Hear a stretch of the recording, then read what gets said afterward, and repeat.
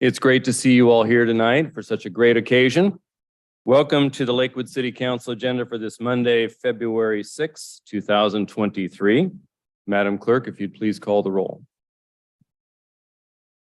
Councilmember Anderson. Here.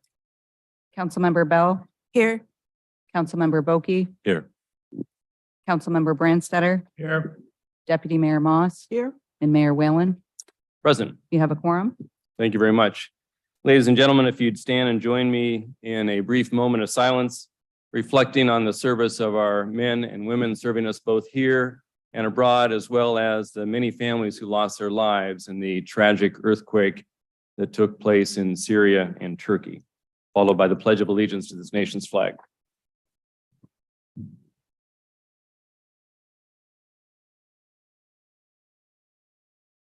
I pledge allegiance to the flag of the United States of America and to the republic for which it stands, one nation, under God, indivisible, liberty and justice for all.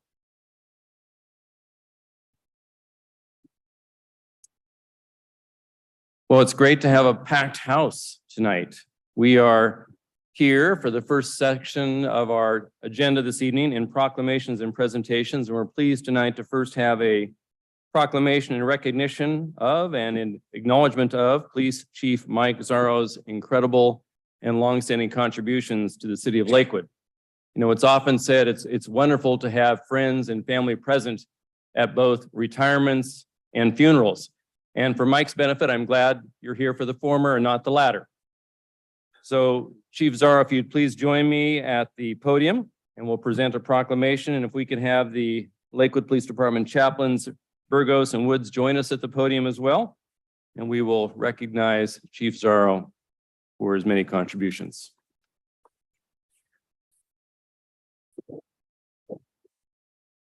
Chief, thank you for all your years. We appreciate everything you do for the department and for the community and for us. We've got a little something that we'd like to share with you on your way out.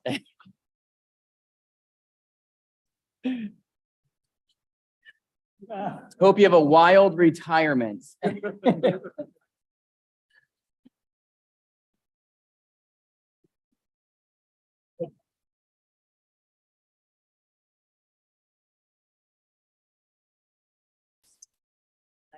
Like you're going off to a turkey shoot there, Mike.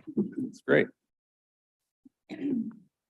Well, it is indeed an honor for the city council to celebrate the service of an incredible public servant in a small but profound way by expressing our gratitude through a proclamation. And so I ask all members of the city council to help me extend our good and well wishes to Chief Zarro through this proclamation on behalf of the city of Lakewood. Mr. Brandstetter. Whereas, because of the many important contributions that Police Chief Mike Zarro has made to the city of Lakewood, he is deserving of special recognition. Whereas Zarro was commissioned as a peace officer with the Pierce County Sheriff's Department on June 30th, 1994, where he served as a deputy sheriff and detective. And whereas Zarro began patrolling the city of Lakewood the year of its incorporation in 1996, when the city contracted with the Sheriff's Department to provide law enforcement services for the newly incorporated city. And whereas when the Lakewood City Council voted in 2004 to establish its own city police department, Zarro was hired on August 29, 2004 as a detective and was instrumental in the development and establishment of the new police department, an endeavor that has delivered on the council's policy goal to enhance public safety for Lakewood residents and businesses. And whereas on September 16, 2006, Zarro was promoted to sergeant, a position he held for 2 years. Whereas on December 1st, 2008, Zarro was again promoted to assistant police chief, a position he held for 7 years. And whereas on October 19, 2015, Zarro was appointed as Lakewood's third police chief. And whereas Zarro is a highly respected by fellow officers and law enforcement officers and those who work with him describe him as an honest and ethical leader. And whereas his tireless work ethic and organizational skills have contributed to lower crime rates citywide and a greater sense of safety for Lakewood's residents and businesses. And whereas his focus on community outreach and engagement to meet with, listen to, and to discuss the community's concerns and to understand their interests has resulted in an improved quality of life throughout Lakewood. Whereas under his leadership, the Lakewood Police Department was the first law enforcement agency in the state to launch community policing programs that other agencies have since replicated, including the formation of the Behavioral Health Contact Team that pairs mental health professionals with the neighborhood police officer, the establishment of the state's first police officers certified as phlebotomists, where select police officers are trained to conduct blood draws on impaired drivers, and the creation of the Unmanned Aerial System, the UAS, and whereas during Zarro's tenure as police chief, the Lakewood Police Department pursued the most rigorous operational standards, resulting in the department's reaccreditation by the Washington Association of Sheriffs and Police Chiefs. And whereas Zarro values relationships with the community, especially among Lakewood's youth, which is why he worked collaboratively with the Clover Park School District to connect officers with students to create better understanding and break down barriers. Zarro also initiated a Cocoa with a Cop event to invite children and their families to the police department to meet him and Lakewood police officers, creating opportunities for relationship building with our youth. During his tenure, Zarro volunteered with communities and schools of Lakewood and mentored students, regularly visiting elementary schools to connect with students, to increase positive interactions with police, and to encourage student success. And whereas Zarro has served the city of Lakewood and the Lakewood Police Department in a professional, dedicated, and loyal manner. And whereas Police Chief Mike Zarro will retire on February 17th after nearly 30 years of faithful service in law enforcement, the majority of that time with the city of Lakewood. Now therefore, let it be proclaimed that the Lakewood City Council does hereby acknowledge its profound gratitude to Police Chief Mike Zarro for his many years of dedicated service and countless contributions to the city of Lakewood, and for his unsurpassed devotion to service in the line of duty, and for carrying out the commitment to serve of, for, and by community. The City Council congratulates Police Chief Zarro on his retirement and extends its deepest appreciation and best wishes for continued success in his future endeavors. And I do note, based on the proclamation, that we do have you till February 17th, Chief. Proclaimed the 6th day of February 2023, signed all of us here on behalf of the Lakewood City Council. Congratulations.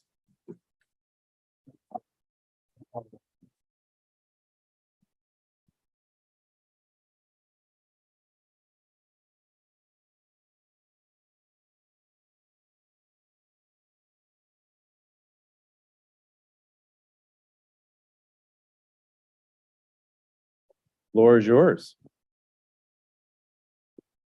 Thank you, Mayor Whalen and council members. An incredible honor. After I announced my retirement, I think there was a lot of speculation as to why I was retiring, maybe the timing. I think I can say with confidence that it had nothing to do with any political or social climate or any negative attitudes about law enforcement. And quite frankly, in Lakewood, there aren't many negative attitudes towards law enforcement. That's been one of the privileges we've enjoyed here as a police department. The fact of the matter is that after 29 years of experiencing all law enforcement has to offer, the good, the bad, the ugly, it's just simply time for a change, not just for me, but for the department. I think a new perspective is always healthy, and I think that's what will carry the department into the future. And I'm not leaving with any sense of regret or resentment, but with an overwhelming sense of pride and gratitude. I started my career in the then unincorporated area of Lakewood and watched it grow into a city that prioritizes safety and community involvement. I'm proud of the role that the police department played in that, and I'm grateful for the opportunity to be a part of it. What I'm grateful for most, though, are the people I've gotten to work with, many of whom are here tonight. And law enforcement is, after all, a people profession. During my tenure, I've gotten to work with police professionals who are second to none, community advocates and elected leaders, and even historic figures like Dr. Claudia Thomas and General Bill Harrison, who set the bar for what we can accomplish if we're willing to work together. These experiences, more than anything else, are what made this work worthwhile and rewarding. With that, all I can say is simply thank you. Thank you for the years of meaningful employment. Thank you for your unyielding dedication to the city. And thank you for allowing me to be a part of something bigger than myself. I will be forever grateful. Thank you. Thank you.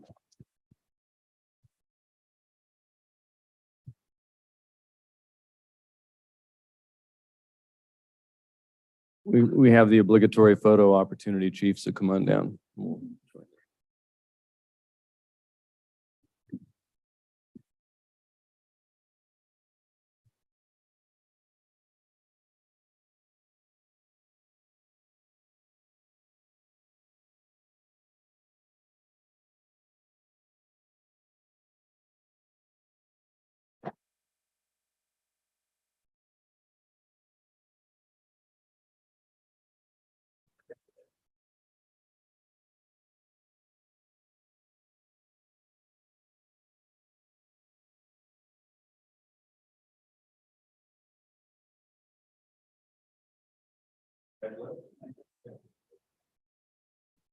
And the next week, please.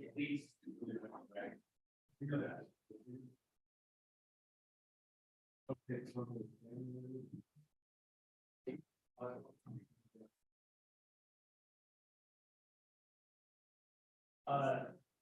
Let's go. Everybody is here. Last time I'm going to be doing one.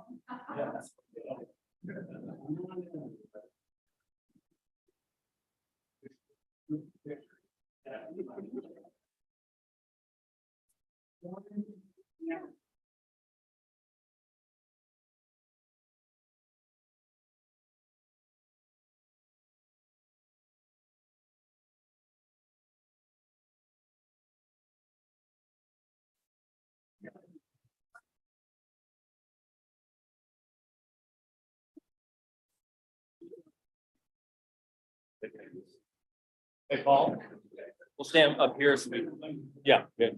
On our chair. Yeah, that's great. Yeah. Hey, Bren, how are you? See you. Oh, wait, we're like this. Yeah. Down in front, Gail Selden.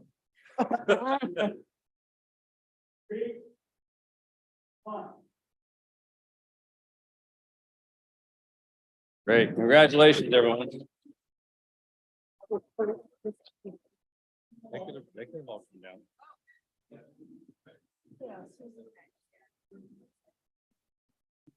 What happened?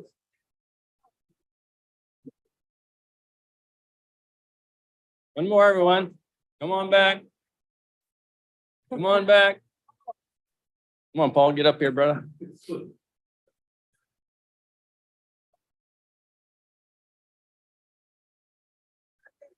All right, thank you.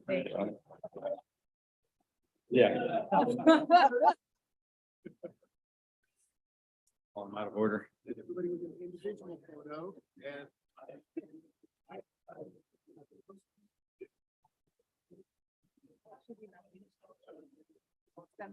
Yeah, get all the officers down. That'd be great. Yeah, that's fine.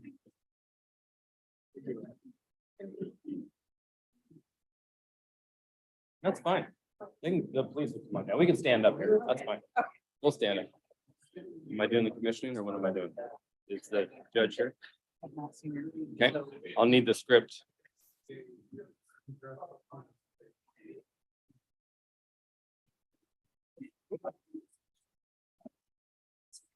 Yeah. That's all right.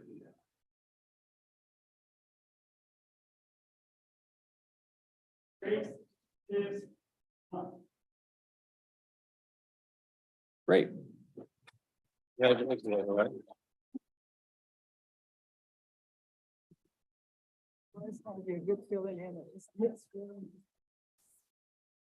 Well, Chief, I think we've still got a bit of business, right, with the commissioning?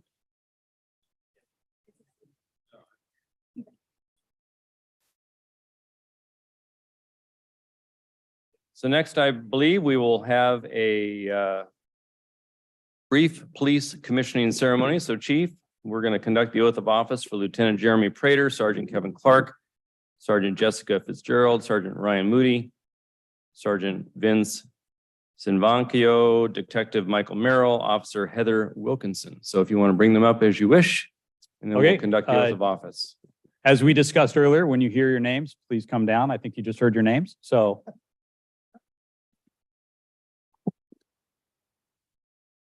Yeah.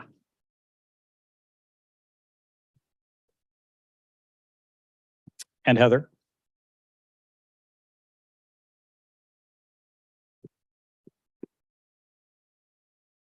In front of them. Right here. Great. Well, good evening, ladies and gentlemen. Welcome to the next phase and stage of your careers here in the great city of Lakewood. So please raise your right hand and repeat after me. I state your individual name. Do solemnly swear that I am a citizen of the United States and of the state of Washington. That I will support the Constitution and laws of the United States, the Constitution and laws of the state of Washington, and the laws of the city of Lakewood.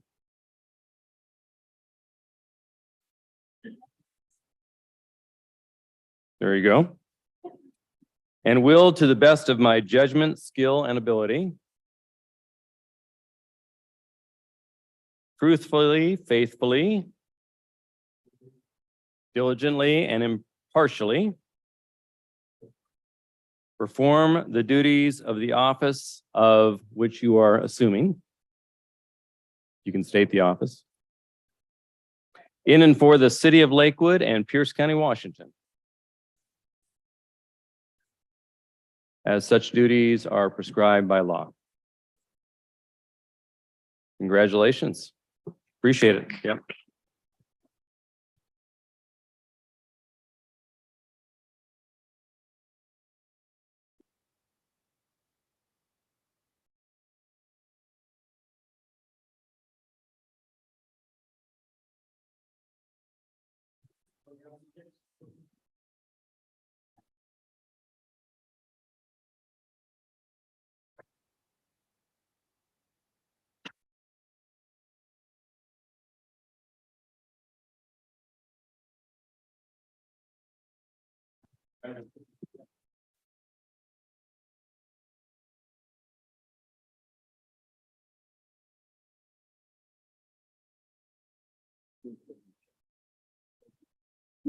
What a sharp looking crew.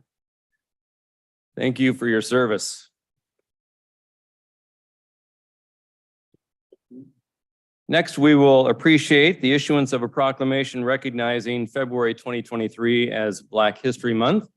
And for this, I would call on Justice Moore, Communications Specialist with the Clover Park School District, who will meet Deputy Mayor Moss at the podium to receive the proclamation.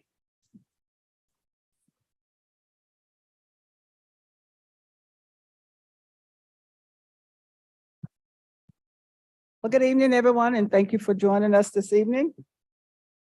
I think I am honored to read this proclamation honoring Black History Month. And the proclamation reads, and whereas Black History Month is celebrated throughout the United States of America during the month of February, and the 2023 Black History Month theme is Black Resistance. And whereas the theme highlights how Blacks and the African American population have resisted historic and ongoing oppression over the centuries and advocated for the right to be treated and seen as equal. And whereas by resisting, Black Americans have achieved triumphs, successes, and progress as seen in the end of the chattel slavery, dismantling of Jim and Jane Crow segregation in the South, increased political representation at all levels of government, desegregation of educational institutions, the process of Civil Rights Act of the 1964, the opening of the Smithsonian National Museum of African American History in Washington, D.C., and increased and diverse representation of Black experiences in media. And whereas all Americans are reminded that our nation recognizes that all people are created equal and should be judged not by the color of their skin, but by the content of their character. And whereas the observation affords an opportunity to reflect upon the journey and the contributions of Black Americans and to honor the many Black leaders who have contributed to the progress of our nation. And now therefore, the City of Lakewood hereby proclaim February 23rd as Black History Month in the City of Lakewood and urge all residents to join us in this observance. Proclaim the 6th day of February 2023, signed Jason Whalen, Mayor. Thank you so much for Justin for accepting this. And if you'd like to have a word, you're welcome to do that. Thank you. I just wanted to say thank you for allowing me to have this opportunity to receive this proclamation. I'm very grateful to have experienced the diversity and inclusion of the city of Lakewood growing up. And I really enjoyed seeing the collaboration of the Clover Park School District and the city of Lakewood for the Hidden Heroes campaign. And I really encourage everyone to go online, Instagram or Facebook, and take a look at our amazing young Black leaders of the community of Lakewood.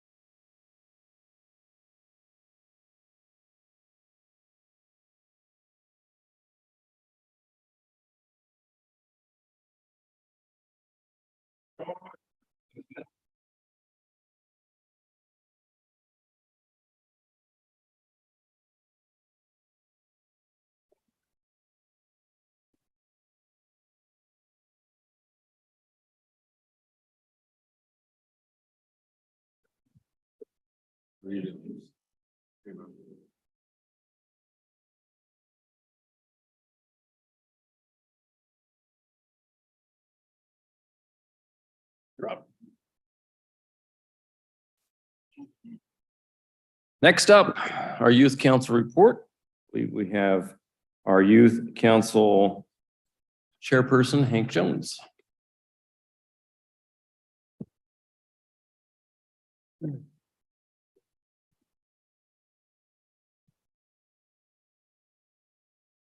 All right, well, good evening, Mayor Whalen, Deputy Mayor Moss, and the council. And I feel obligated to say Happy Black History Month as well. My name is Hank, and I am here with my fellow council member Jocelyn, who is a junior at Harrison Prep. This month has been a busy one for our council.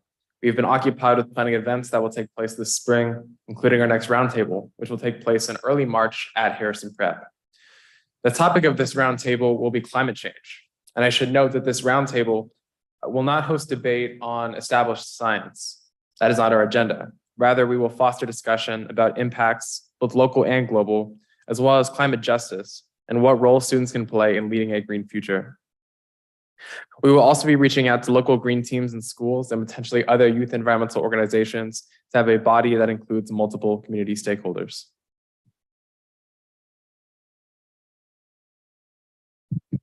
Our youth summit is still in the planning stages, and we have made some exciting new developments.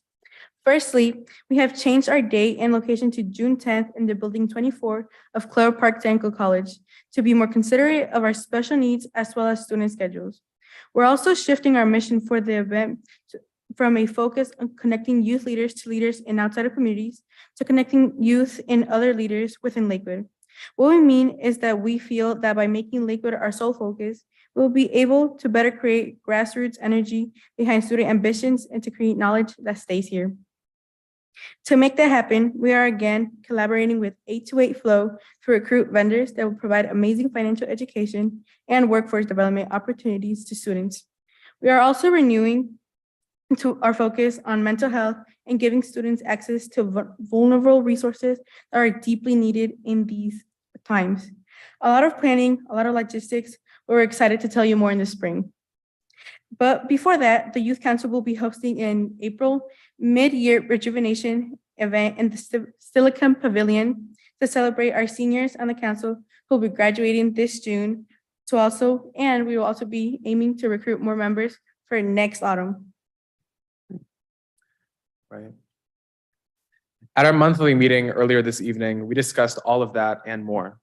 We fielded a presentation from Lakewood's Choice, which I found out is actually an acronym. An acronym that stands for Choosing Healthy Options and Igniting Community Engagement. Lakewood's Choice representatives Lisa Solon and Marcos Sauri spoke to us about the emotional component of countering addiction. Choosing to stay away from substances requires more than just saying no. It requires the emotional awareness, mental fortitude, and proper coping mechanisms to avoid the temptation to say yes. They walked us through the work they do in schools around Lakewood, focusing on drug prevention through emotional workshopping. And lastly, we had volunteers sign up for 2 events this month. The first is this Saturday, where council members will be helping set up the Caring for Kids annual Valentine's auction at 7 in the morning. Some troopers. The second event is the Crab Feed on February 25th, hosted by the Lakewood Lions Club. We'll be there in our green hoodies to bus tables and help facilitate. I hope to see you all there at these events. Thank you for your time. With that, Jocelyn and I would be happy to answer any questions. Thank you, Hank and Jocelyn. Any questions?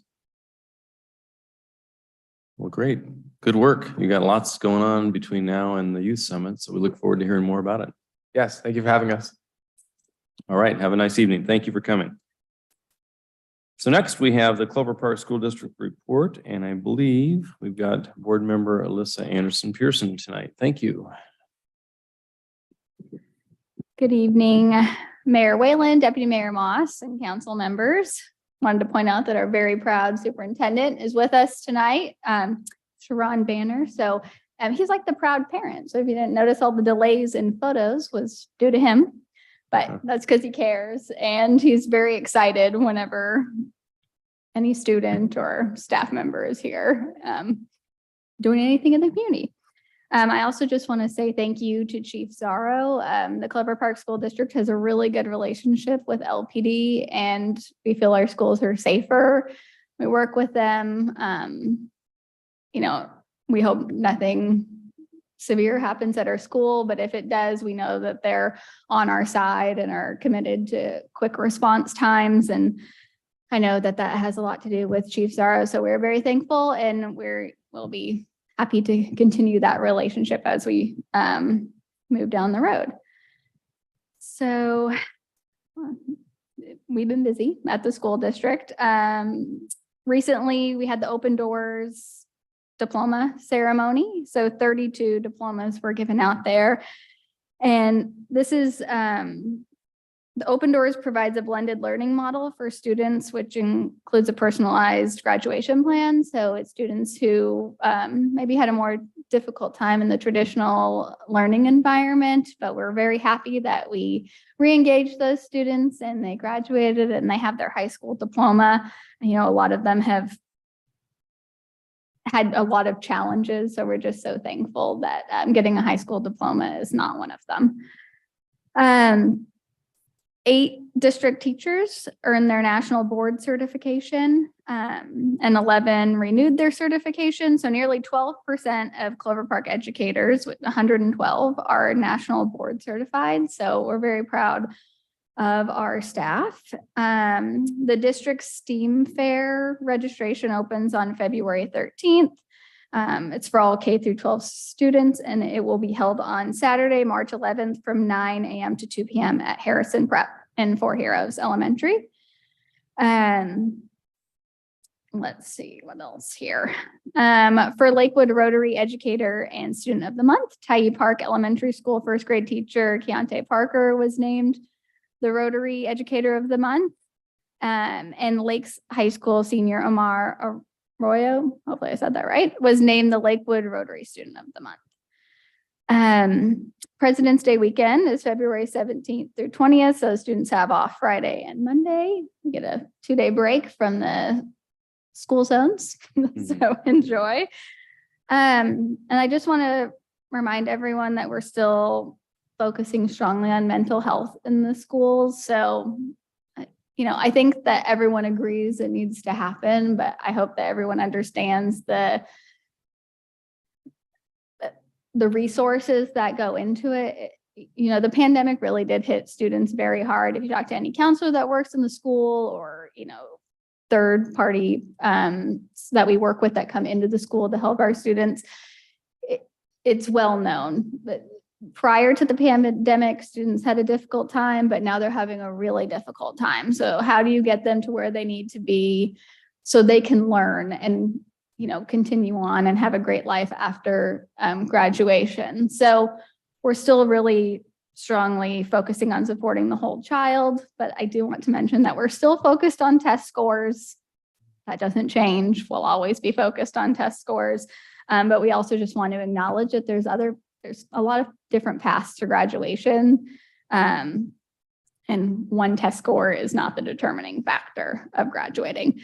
So some scores are starting to come in, and we are seeing that the students who were older during the pandemic are having a more difficult time. Their scores are not, where the younger students are who didn't have that huge break essentially in education. Of course, we were doing online, but we all know that's not the same. We all understand hindsight's 2020 of what occurred. So it's a nationwide thing, but when you look at the data, you see that the students who were not in the middle of this during COVID are doing better than those who were. So I know everyone's tired of hearing about COVID, but it's going to be around in the schools as we recover, and we're doing everything we can to help our students. And I know the teachers are really committed and staff, and everyone is committed to getting to where we need to be. So that's all for tonight. If you have any questions, happy to answer them. Well, thank you very much. Do we have any questions? Yes, Mr. Branstetter. Yeah. And Anderson person. I read about in the graduation commencement ceremonies at Open Doors program to do that. And the program has got considerable number of years of success of providing a second pathway or an alternative pathway to a lot of students that are being able to go and do that. In terms of the staffing of that program with faculty and others, is that a place that faculty aspire to, or do you have a lot of turnover there? How is that the school program viewed internally by staff in terms of the impact and the professional desirability of being there? I personally have not seen a lot of turnover. Superintendent Banner could probably speak to that better than I. When I go to the graduation ceremony and hear people are passionate, they want to help these students. They want to help these students reach the end. So I see a lot of passion and pride, and the excitement level is off the charts when you go to Open Doors graduation. I mean, it's probably one of the most fun graduations to attend because I kid you not, parents are like standing on the chairs, cheering, like that's their baby walking across the stage. So I mean, I can't speak to a high turnover. I haven't heard of it. I've heard only only positive things, but I mean, I can get you a turnover rate if you want. I just don't have that. Well, I guess my thought was that it must have some really exceptional faculty because that program's outcomes compared to similar programs that exist around the state, it surpasses most of the others in terms of how well they do. And I saw some data really about what those young people from that school were doing 3 years after they graduated. And they were all, generally they're doing quite well having done that, whereas they are a population that some folks might predict otherwise. So I think that the faculty that are there certainly need to be commended and encouraged.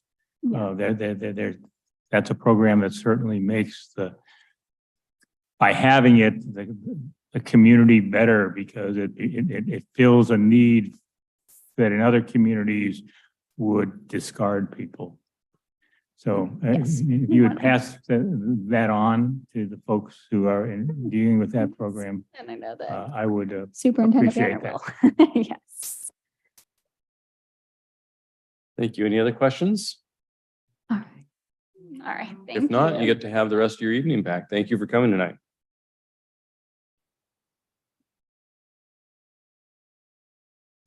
That concludes the proclamation and presentation section of tonight's agenda. We now turn to public comments. Public comments are accepted by mail, email, or live, virtual, or in-person comment. Comments may be submitted in advance by mail or email to our city clerk, Brianna Schumacher at 6000 Main Street Southwest here in Lakewood, or at her email address bschumacher@cityoflakewood.us. Comments received up to an hour before the meeting have been provided to the clerk through the city council, actually the city council through the clerk. And the clerk will read the names of those who have submitted comments in advance, if any. Mayor, we received written comments in advance from Casey Crook and Kim Underwood. Very good, thank you. Members of the audience may comment on items related to any matter pertaining to city business under the public comment period. Your comments are limited to 3 minutes per person. We ask that folks identify their residence as in Paul Bokie, Lakewood, and then proceed to make their public comment limited to the 3 minutes. As indicated, we also provide opportunity for virtual comments. If you'd like to provide live virtual public comment, you can do so by joining the Zoom meeting as an attendee by calling the telephone number and entering the meeting ID number reflected on the screen. So I will first call on those who have signed in to speak, and then I'll call in on those who have Zoomed in and have raised their virtual hand to address the council during the public comment period. The first is, looks like we have Jan Hutchins, who has indicated, or there was Marco Sorry, but there was no yes or no on that. But if you wish to address the council, you certainly can. Marcos Sorry in the audience. If not, Jan, you're up.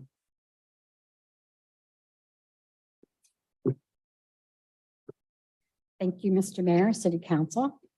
My name's Jan Hutchins. I'm Executive Director of LASA, located at Gravelly Lake and 59th Street Southwest. And I understand you're going to be voting tonight on supporting our affordable housing project known as Gravelly Lake Commons.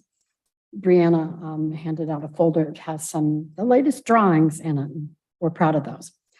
I'm here tonight to say thank you for your partnership over the years, and specifically for any contributions to Gravelly Lake Commons, which includes not only ARPA funds, but really walking with us as we pursue both state and federal set-asides. And should we be blessed with all of these funds, we'll be inches away from our goal. And I'm confident that with so many partners dedicated to make this project happen, that we'll be able to reach the goal and open 25 units of affordable housing. Now, once those doors are open, we'll be obviously acknowledging the folks that helped contribute to that. What's not going to be obvious is that a lot of these funds came from ARPA. But before ARPA was there, before anyone had ever heard of ARPA, there was a dream by LASA to provide housing, and the city stepped up and joined us in the vision to make this happen because you can't build housing unless you have dirt underneath that. And so this project really goes back in time. There's been a lot of partnership on that. And for that, I want to say, from me personally, thank you for everything. Thank you very much. And we did receive the handout that was provided through the city clerk, so thank you for that additional information. Okay, next on the list, Mr. James Dunlop, followed by Christina Minetti.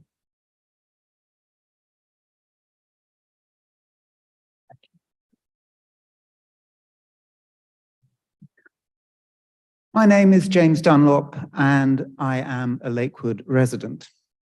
I want to start by saying that the proclamation for Michael Zarrow was an insult to the memory of Leonard Thomas. As a result of Leonard Thomas's 2013 killing, a jury awarded his family $3 million against Michael Zarrow. The city of Lakewood appeared not to accept the jury's verdict.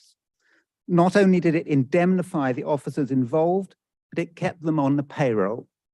Humanity aside, if an employee at the mayor's law firm had messed up and cost him or his insurers $3 million, would you have not only kept him on, but also promoted him and given him a proclamation on his retirement?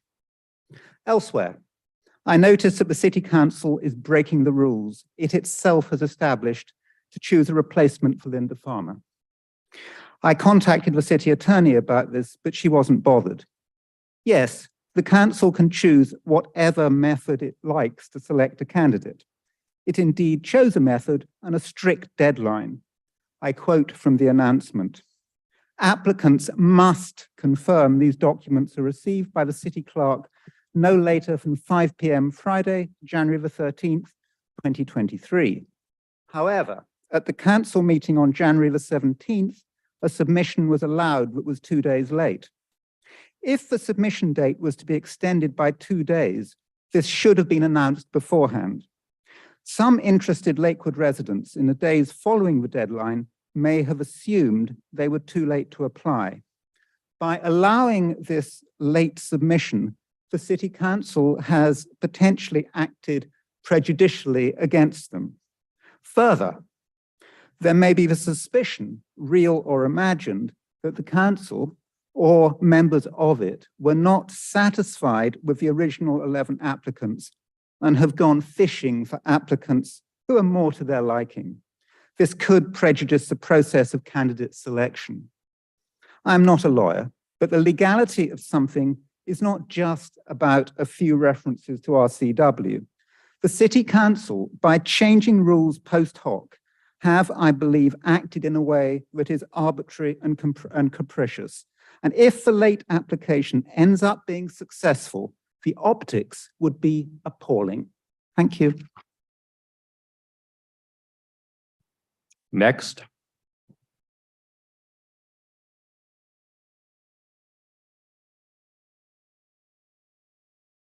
Christina Minetti, Lakewood. The proposed improvements to Fort Steilacoom Park playing fields are seriously problematic. There's an adverse impact to quality of life in Lakewood and its character. We heard at the study session that there will be as many as 40,000 projected attendees at the events of these newly improved fields. Imagine the noise pollution from spectators and cars, exhaust, traffic, the quality of life of the surrounding neighbors, and entire area will be negatively impacted. Are you also making a parking garage the size of SeaTax to accommodate the extra cars? The vulnerable population is adversely impacted across the street. Think of the patients. Think of the impact of thousands of screaming fans, lights, added traffic and commotion on the patients at the very large mental hospital that's just across the street. Has the medical staff been consulted. What happened to the quiet zones around hospitals? Does no one take into account patients anymore? There are adverse human health impacts. The material used for the artificial turf contains highly toxic substances. It's suspected in cancers of soccer players, children, grown-ups. You can see the NBC News report, some time ago. There are increased injuries also, and other cities have banned it because of the Cancer Association. In Boston, for example, Mount Sinai Medical Center has called for a moratorium on the artificial turf containing crumb rubber, which is the one that's going to be used, as I saw in the plan. There are also adverse environmental impacts.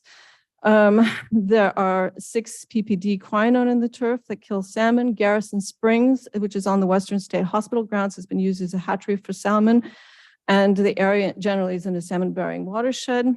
Artificial turf is also not a permeable surface, but it requires drainage underneath, which contributes to the stormwater runoff. All those additional toxins will enter the stormwater system that flows into Puget Sound just 1.29 miles from the playing fields. Research has been done on urban impacts of this crumb rubber stuff in playing fields and elsewhere on urban stormwater into the sea. I can give you that later. This is also an affront to the people of Lakewood and social justice because, of course, the park is our most important and beloved park. It should be for everyone. From reading the rules that the city published, it is clear that normal people will not even be able to walk on the artificial turf field, much less play on it. You can't even sweat on it or whatever. It shouldn't be for everyone. What about the games? They'll cost money. This is another way to exclude the people of Lakewood from enjoying their own park. There's going to be noise and commotion. The air is going to be poisoned by all that car exhaust, and this is wholly unnecessary. I've been told by somebody in the athletics department at Pierce College that they have excellent fields in Puyallup. So what's the point? They have good fields already. They're strapped for money, and somebody's obviously looking to make a buck. I don't know who. It's not fair to the people of Lakewood. I ask that you reconsider this entire plan. Be the guardian of Lakewood's people environment that you should be. Thank you very much. That is the last individual who has signed in to address the council during the public comment period in person. If there are any other individuals in the audience who wish to address the council during the public comment period, please step up. Otherwise, we will turn to the virtual attendees. And it appears we have 2 with their hands raised. The first is Dennis Haugen.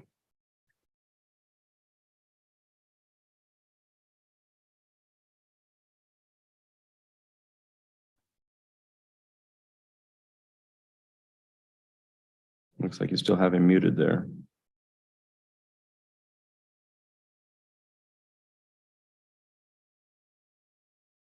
Can you hear me now?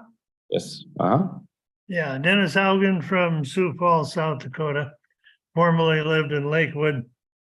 There's good news happening out there. Several states are moving quickly now to give parents a choice to what school they go to. And if they want to go to a private school, the money will follow them. And I presume that means that there will be less money for the public schools, more opportunity for the poor kids and the kids that don't get noticed, and will probably get noticed better now as parents can begin to, because that regulation from the national and the state just doesn't work. But, and then your population that voted for Biden's contract with the cartel, and you're a state that voted for that. You also supported it. Now we're getting so much of that stuff in the community that people are getting killed just from the chemicals or stuff that escapes through transportation. These are dangerous chemicals. Even libraries are affected. These are dangerous chemicals, and we work very hard in this country to make sure that dangerous chemicals are transported safely. And, we just start getting rid of this. One of the things that the education community is sucked into is the word equity. Doesn't make any sense. Equal opportunity. Now, in the days past, in education, a child was told that an education is a way to get yourself out of poverty. And of course, the first 8 grades is most important because there's so many things out there that you can do. So many opportunities, equal opportunity. Equity that word is crazy. And anytime you try to get somebody to explain it, they can't. And the conversation is over with. But South Dakota, Florida, Iowa just got the whole enchilada passed. So hopefully it'll bring more opportunity to more kids that are ignored. That's the only way you can control a monopoly when it comes to thinking, and the monopoly needs to be broke up, the groupthink monopoly. Thank you very much. Next is Amanda DeShazo.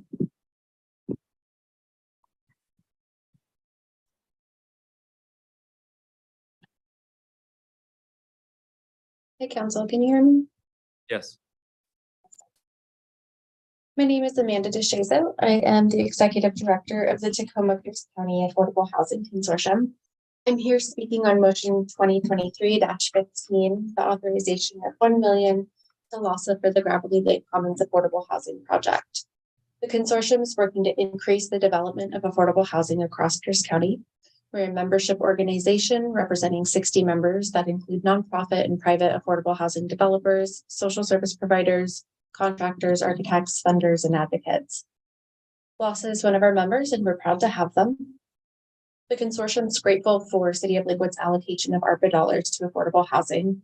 As you are all aware, there's a shortage of affordable housing across our county, and projects like Gravelly Lake Commons are providing the relief our community needs. We're excited for this project. There are not a lot of projects in Lakewood. I've heard the sentiment that Lakewood has its fair share of affordable housing. And while it may have naturally occurring affordable housing, there are not enough projects like Gravelly Lake Commons, which will be providing services and wraparound supports. Another unique attribute of LASA's project is that it will have 2 and 3 bedroom units. This is very rare and is not typical for affordable housing projects to do. This project will allow families with children the ability to live in an affordable unit. Due to occupancy limits, there are many families turned away from affordable housing because they don't have enough bedrooms. LASA is building this project with their clients in mind and prioritizing families with children. While the consortium is doing what it can to help LASA secure funding, we hope that the City of Lakewood will consider increasing their investment and allocate the remaining ARPA dollars to help get this project developed and get Lakewood families housed. Thank you. Thank you. Next, Bunchy Carter.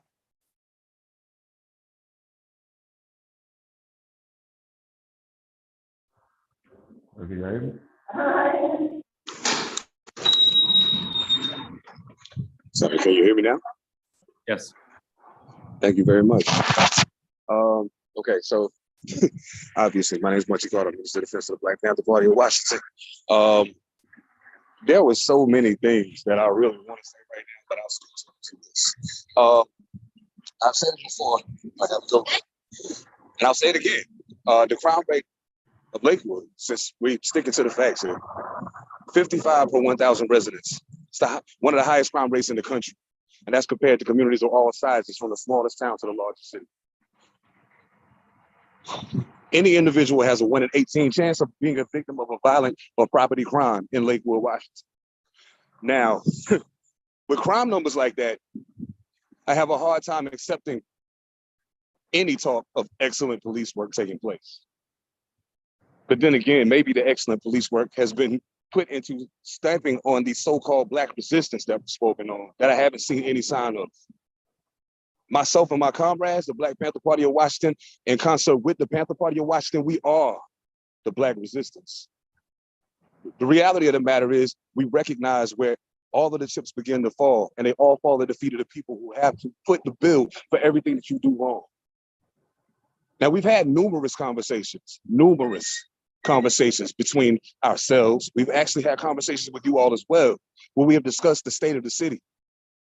And it's not just Lakewood, it's Lakewood, Tacoma, everywhere in the state of Washington, everywhere across America. Police brutality is a real thing. We choose to call it police terrorism because we call it what it really is. We will no longer stand for police terrorism in Lakewood, Washington, or in Tacoma, Washington, or any other place where Panthers stand. It's very simple.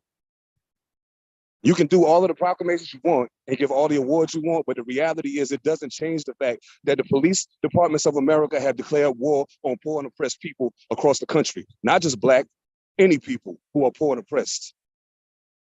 And with that, justice for Saeed Joaquin. All power to the people. Next to Sarah Farmakis.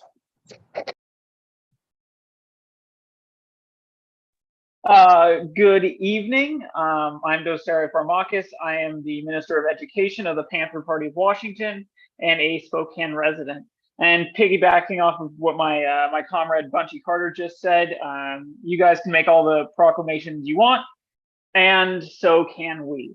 Therefore, whereas on May 23rd, 2013, Mike Zarrow gave the command that led to Mike Thomas being shot and killed while holding his 4-year-old son. And whereas the killing of Leonard Thomas was ruled unlawful by a jury that awarded a $13 million settlement to the survivors of Mike Zarrow's disastrous decision. And whereas on May 1st, 2020, Lakewood PD officer Mike Wiley shot and killed Saeed Joaquin during a traffic stop. And whereas despite Mike Wiley's involvement in the killings of both Leonard Thomas and Saeed Joaquin, Mike Zarrow has not taken him off the street so that he cannot contribute to the killing of more Lakewood residents. And whereas there are no good cops until they step up and hold the bad and dangerous cops accountable. And whereas in spite of these facts, on this 6th day of February 2023, Lakewood City Council made a proclamation acknowledging Mike Zarrow for carrying out his commitment to serve of, for, and about the community of Lakewood. Now, therefore, let it be proclaimed that the Panther Party of Washington does hereby acknowledge that the Lakewood City Council is morally bankrupt, dishonest, and corrupt, and works with other bad actors like Police Chief Mike Zarrow and District Prosecutor Mary Robnett to circumvent the will of the people, delay the forward progress of justice, and serve their cronies and business partners at the expense of public trust and well-being. The Panther Party condemns Mike Zarrow and the Lakewood City Council for their decision to take the side of imperialism and white supremacy over that of the people, and it is our firm and most sincere belief that history will vindicate us in our condemnation. Proclaimed this 6th day of February 2023. All power to the people. Next is Kim with no last name.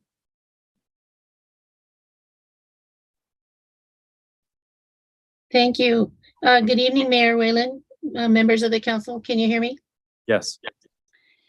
The $7 million ball field improvement project at Fort Steilacoom Park certainly. Can you please state your name, please? Because all I had is Kim here. Is this Kim Underwood? Yes, it is. Yes, it is. And I live in Lakewood, Washington. Thank you. Okay, I'll begin again. The $7 million ballpark improvement project at Fort Steilacoom Park certainly seems enticing. However, prior allocating to the $1.6 million in funding to replacing the natural sod with synthetic turf to the infields of all 4 playing fields as outlined in the proposal, we ask that the city utilize guideline scoping and solicit external input to adequately summarize the numerous harmful effects of this synthetic turf. The support using caution are as follows: if increased turf burns, the well-documented increased spread of MRSA. Artificial turf creates heat islands, causing heat-related illnesses. Studies have found that when hot, chrome rubber field emits volatile organic compounds and chemicals that can be inhaled. The University of Washington has well-documented increased cancer levels and uptick in sport-related non-Hodgkin lymphoma. Artificial turf is made from chunks of old tires. In the practice, games and athletics make hundreds of dives and slides, which dispersing a cloud of carcinogens and chemicals into the air. Accordingly, these whatever they're called, get into the athletics uniform, hair, cleats, cuts, scrapes, and even mouse. The product lacks longevity. The expected lifespan is 7 to 15 years, depending on the use. Artificial turf is made from toxic PFAS compounds, heavy metals, benzene, and VOCs and other carcinogens which present health threats. There are also environmental concerns. Contaminated runoff and migration of synthetic materials are a concern for the Chambers Clover Creek watershed, as well as the wildlife and plant life. Attention Governor Inslee, PFAS has been found in the tissues of adult killer whales. The chemical has been linked to reproductive and endocrine effects in wildlife. Levels of pollutants in top predators give not only an indication of ecosystem health, but the persistence of chemicals, passive mobility in the environment, and active biotransport with migrating animals. Given the proximity of Lakewood in relation to Chambers Clover Creek watershed and tidal waters, see the USGS map that I've sent, as well as PFAS have been detected in the Oak Brook area of Lakewood, it behooves City of Lakewood officials to take the care required. Tidal waters are under the restrict order of Washington State Department of Natural Resources. I'd really appreciate you proceed carefully when making this decision. Thank you. Next is Addo Equitas.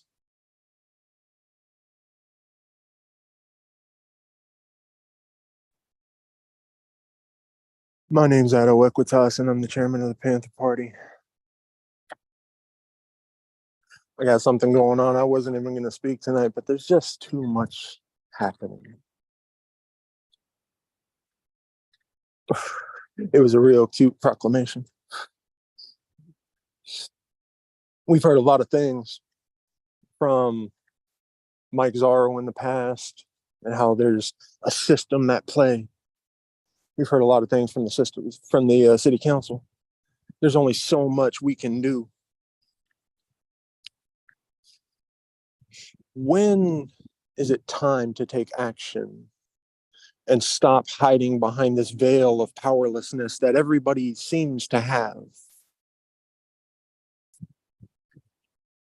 We've been told that, oh, matters are resolved, and you guys still hark on it. That's because the people were deceived, as always.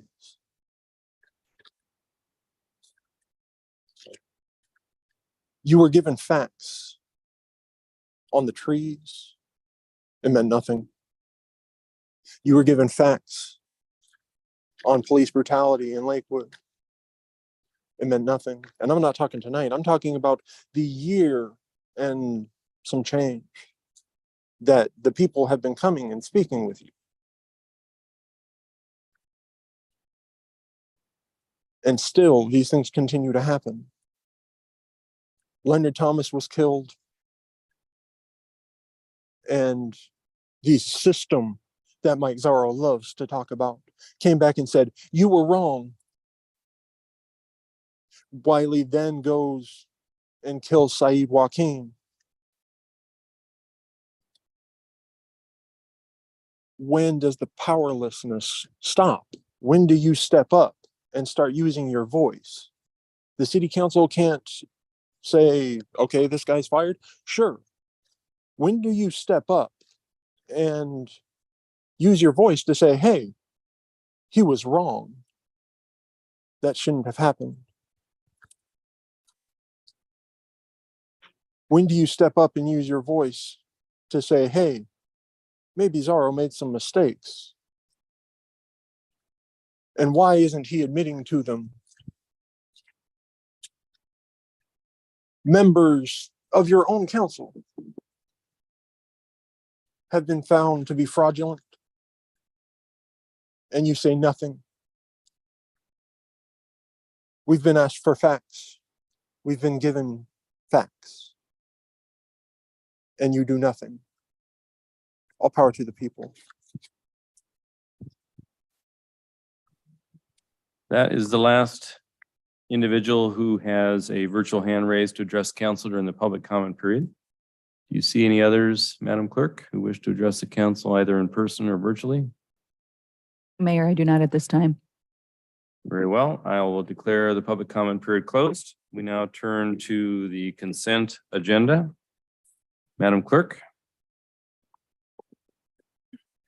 A, approval of the minutes of the city council study session of January 9th, 2023. B, approval of the minutes of the city council meeting of January 17th, 2023. C, approval of claims vouchers in the amount of $3,067,741.02 for the period of December 16th, 2022 through January 20th, 2023. D, approval of payroll checks in the amount of $2,776,914.27 for the period of December 16th, 2022 through January 15th, 2023. E, motion number 2023-12, authorizing the execution of an amendment to the interlocal agreement with Pierce College to build a baseball field at Fort Steilacoom Park. F, motion number 2023-13, setting Tuesday, February 21st, 2023 at approximately 7 p.m. as the date for a public hearing on the disposal of a surplus vehicle. G, resolution number 2023-02, setting March 6, 2023 as the date for a public hearing on the request to vacate 113th Street Southwest, west of Kendrick Street Southwest.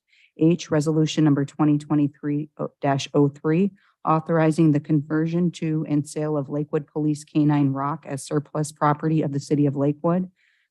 I, items filed in the office of the city clerk. 1, Parks and Recreation Advisory Board meeting minutes of November 22nd, 2022. 2, Planning Commission meeting minutes of December 7th, 2022. And 3, Planning Commission meeting minutes of January 4th, 2023. Thank you. Is there any item which any member of council wishes to remove from the consent agenda at this time? Seeing none, do I have a motion to adopt the consent agenda as presented? So moved. Second. It's been moved by Council Members Brandstetter and seconded by Council Member Bell. We adopt the consent agenda as presented. Any further discussion? All those in favor signify by saying aye. Aye. Any opposed? The consent agenda has been adopted. We now turn to the regular agenda. I see we have no unfinished business. We turn to new business. Up first is motion 2023-14. Madam Clerk. Motion number 2023-14, authorizing the execution of an interlocal agreement between the cities of Lakewood, University Place, the town of Steilacoom, and Pierce County Fire District 3 for emergency management services.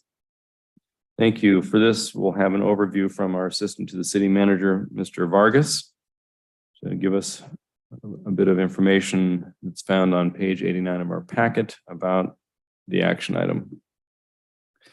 Thank you, Mayor, and good evening, Mayor, Deputy Mayor, and City Council members. I would first like to recognize Deputy Chief Halley has joined us tonight. Welcome, hello. And yeah, I would like to just give an overview of motion number 2023-14.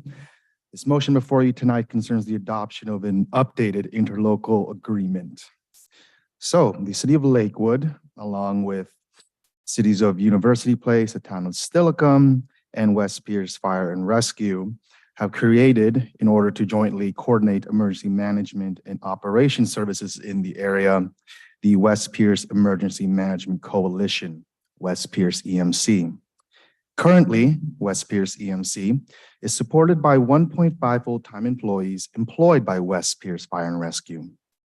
In 2022, the 0.5 position, which is 20 hours per week, has been working 30 hours per week, given the increased need of the region's emergency management, such as addressing the various heat waves experienced by our communities during the summer months, coupled with ongoing pandemic-related issues. This additional time has been financed by West Pierce Fire and Rescue.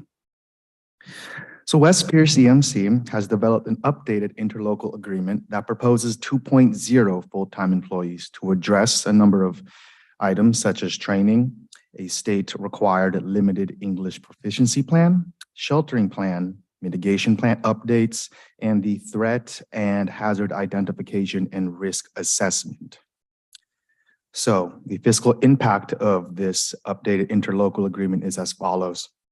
Currently, the city of Lakewood, in its 2023 to 2024 adopted biennial budget, has an annual contribution of $50,691 to the West Pierce EMC.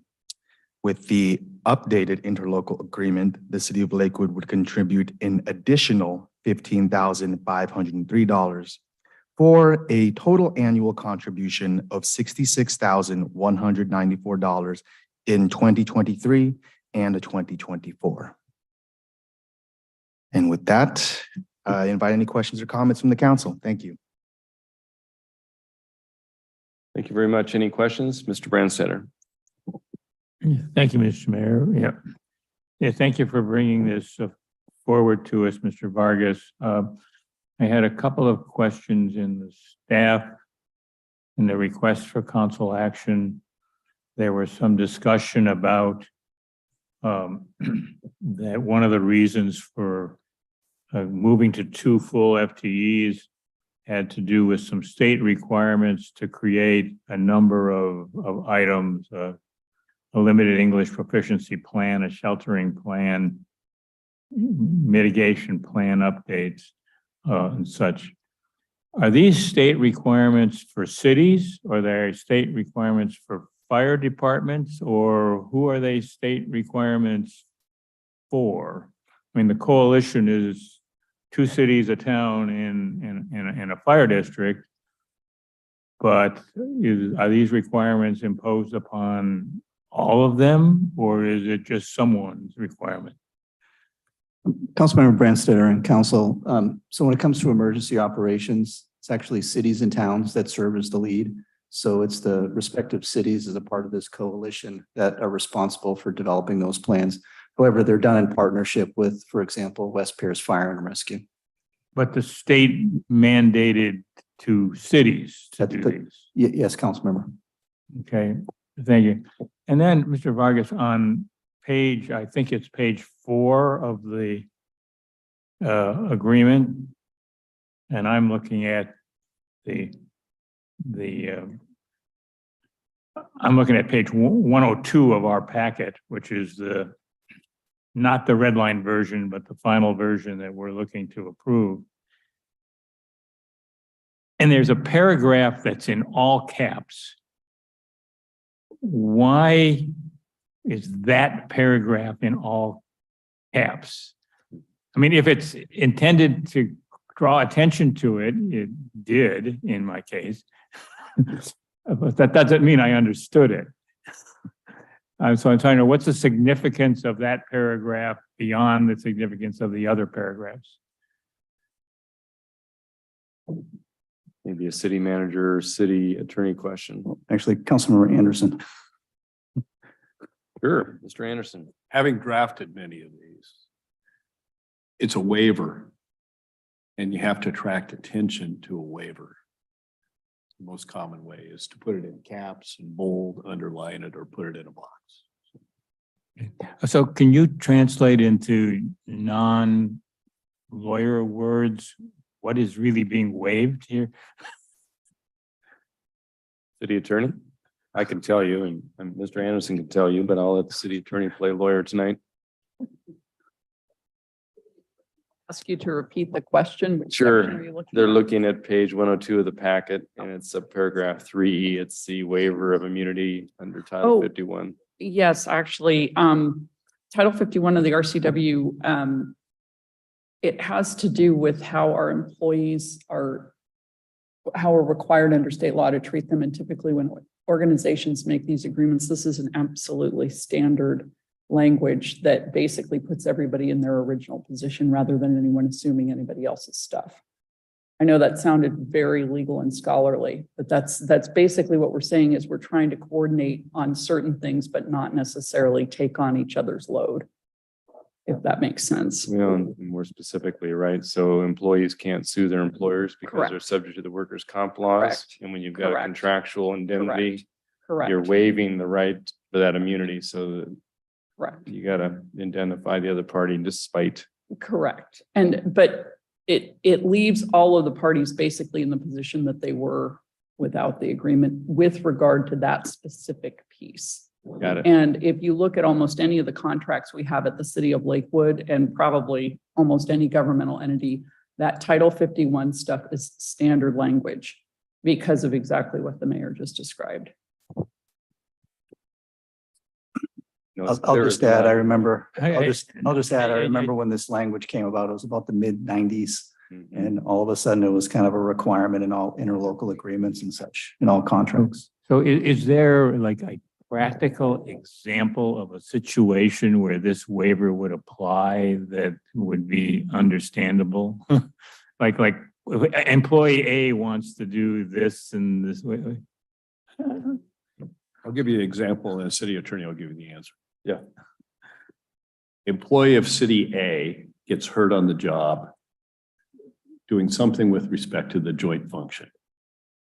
Employee A cannot sue his or her employer, city A. Employee A wants to sue city B. And because of this language, nobody is taking on something they wouldn't have otherwise been exposed to. They are waiving the ability to sue somebody who's not their employer. So these are the distinctions only lawyers can love. What they say is, well, you're a Lakewood employee, you can't sue Lakewood. And I say, but I can sue the fire district. And because this waiver's in there, I can't sue any of them.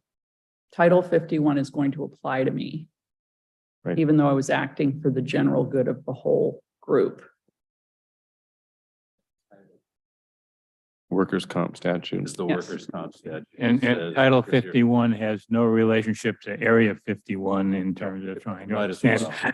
Starts to Okay, feel so that way I at least have some understanding to do that. I guess I'm not totally Well, to be- sure why it's all capitalized because the words would have been the same Right. either way. I But think that's fine. sometimes we like to just remind ourselves that we covered that base because as I said, and as the city manager said, it's in almost every agreement. And it just basically says you didn't have a right to sue your own employer. You don't have a right to sue anybody that's a party to this agreement either under that title, workers' comp.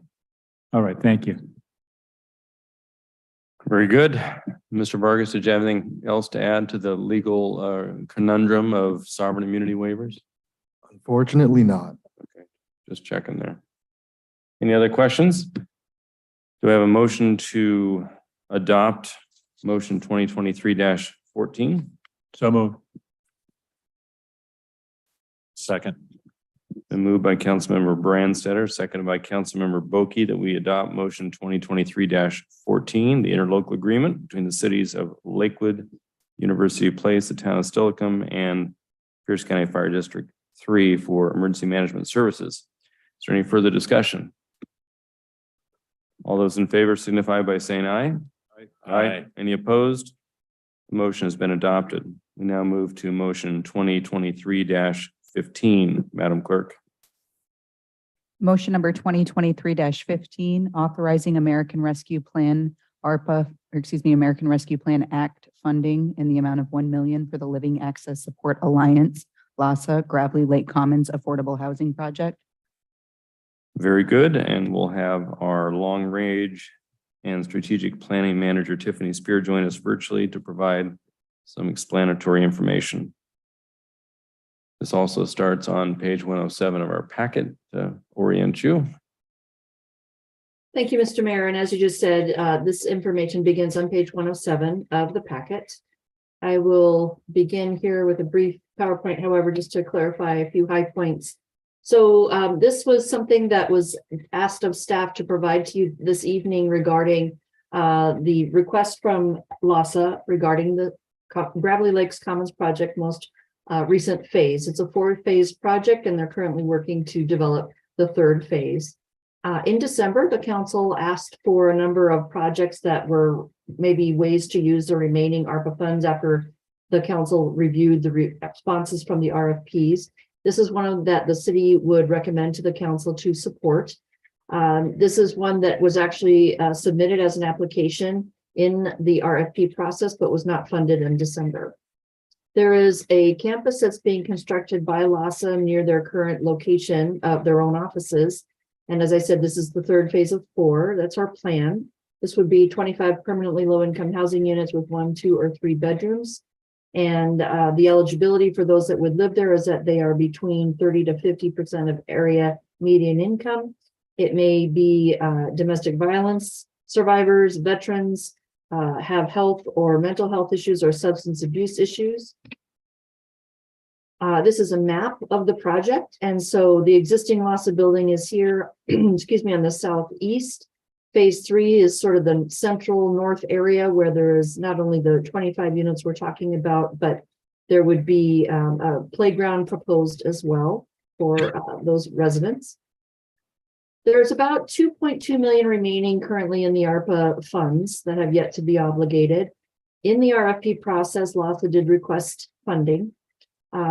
This is related to a currently approved, or I should say, currently authorized application within the 23 comprehensive plan amendments, where there's been a rezone request to make sure that the plan development at the densities requested are possible on those lots.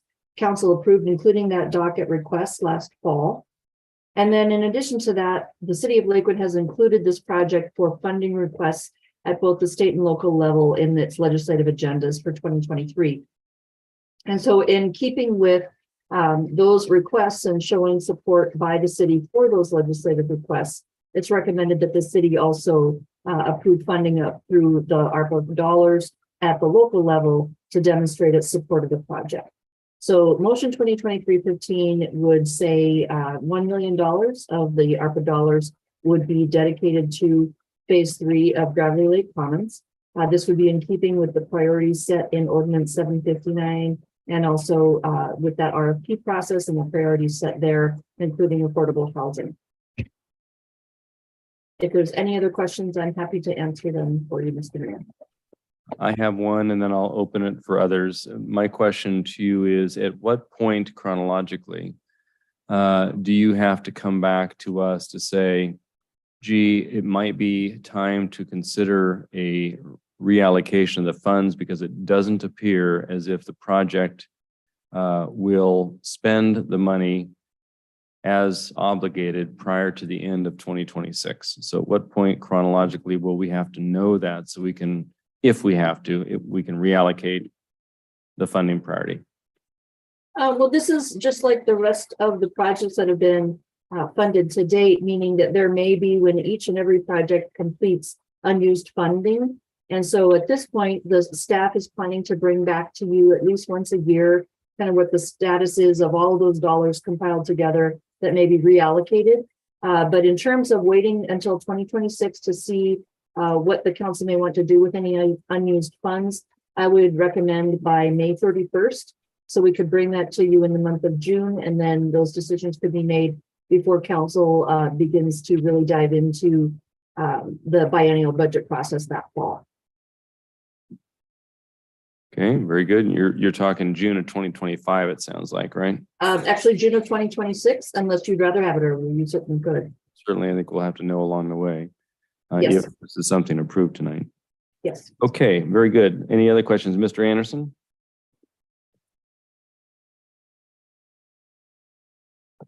Have we been presented with an appraisal of an as-built building to establish that the value will justify the expense? I have not been presented with that information. I know other city staff, Mr. Gum in particular, works more closely with LASA on an ongoing basis. There was some information he provided, I believe, to council today. I don't think he referred to an as-built or estimated cost in that respect, but that's something. I'm not talking about a cost. I'm talking about an as-built appraisal, as would be required by a lender to establish that when you're done with the project, it's going to be worth a particular value. I have not seen that myself, Mr. Anderson. That's again something we could request of LASA. Has there been any market analysis done to establish the value short of an appraisal? Not that I'm aware of. It's something that they could have done, but the city has not asked for it under ARPA. There's something that's commonly, or now more commonly being referred to as an ARPA cliff. We have all this capital money floating around, and at some point it ends and things are going to have to be operated. We've been presented with an operating budget and an explanation of how this will function operationally from a fiscal standpoint. I have not received an operating and maintenance budget once construction is completed from LASA. So we don't have any information as to the value of the building or how it's going to be, how the operations are going to be paid for. That's all being, seems done on hope.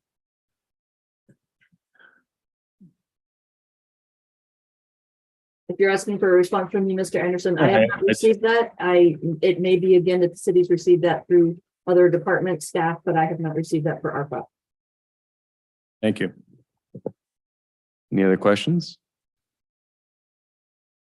I can speak a little bit to it as we go forward with a potential motion. This is, of course, on our legislative agenda with our friends in the 28th to put it on the capital request this year for a $500,000 ask. And as you may have gleaned from our meeting with our legislative reps earlier this year, they want to know where Lakewood is before they commit to the $500,000 capital ask, which has to be done on their end by February 17th, I believe. And so when we went down this last week, the question was reiterated to us. We understand the county is putting in 3.5 of ARPA funds. They've made a request to the Washington State Housing Trust Fund. That initially, I think, was denied, but not necessarily completely out of the picture in the future. And we have this on our, I think, federal agenda as well for some funding. And so it was a logical question, natural question of all three of the legislators with whom we met, Senator Nobles and Reps Bronowski and Levitt. Where is Lakewood on this project? And so this is the reason we brought it back, so we can have a conversation to dig into this, simply because of the timing. If we want our legislators to pursue the $500,000 that's on our legislative agenda, they need to have a sense from the city whether this is something we value and are willing to put our own money in before they commit to it on or before the 17th of February. So that's why it's here. And I understand the importance of being good stewards of the public's money. Absolutely. We all, I think, believe in that. I don't recall, though, when we gave the, what was it, million or $1.5 million or $750 to Nourish for the building acquisition, whether we requested that they provide an as-built appraisal or a market analysis on that either. And I'm not saying it's not a good thing to do in this case, but what I suggest we consider is that all of these funding pieces certainly are conditional in a sense, kind of like the $1 million we conditionally allocated to the Pierce County Village. Mr. Mayor, do we have a motion on the table No, that we're debating? Yeah, well, I'll get some discussion. Good point. But I just want to give an overview along with Ms. Spears' overview.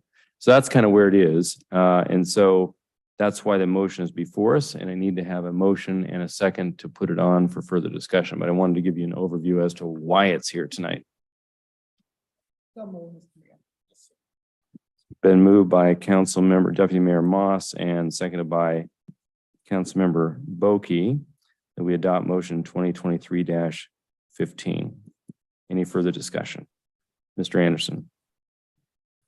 We're talking about affordable permanent housing, and this is affordable for tenants, and most likely. And I have no doubt about the motivation of the proponents wanting to do good things. But it isn't particularly affordable for the taxpayers. Just because we have the money doesn't mean we should spend it. And we should look to the market to determine what this is worth.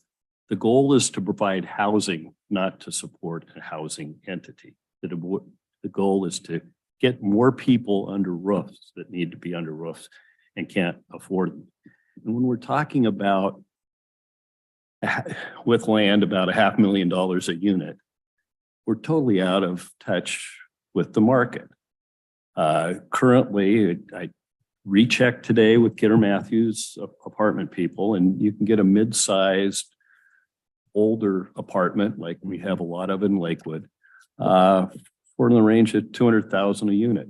A problem part of public supported housing unit in the Arrowhead area is going to go on the market for about $125,000 a unit.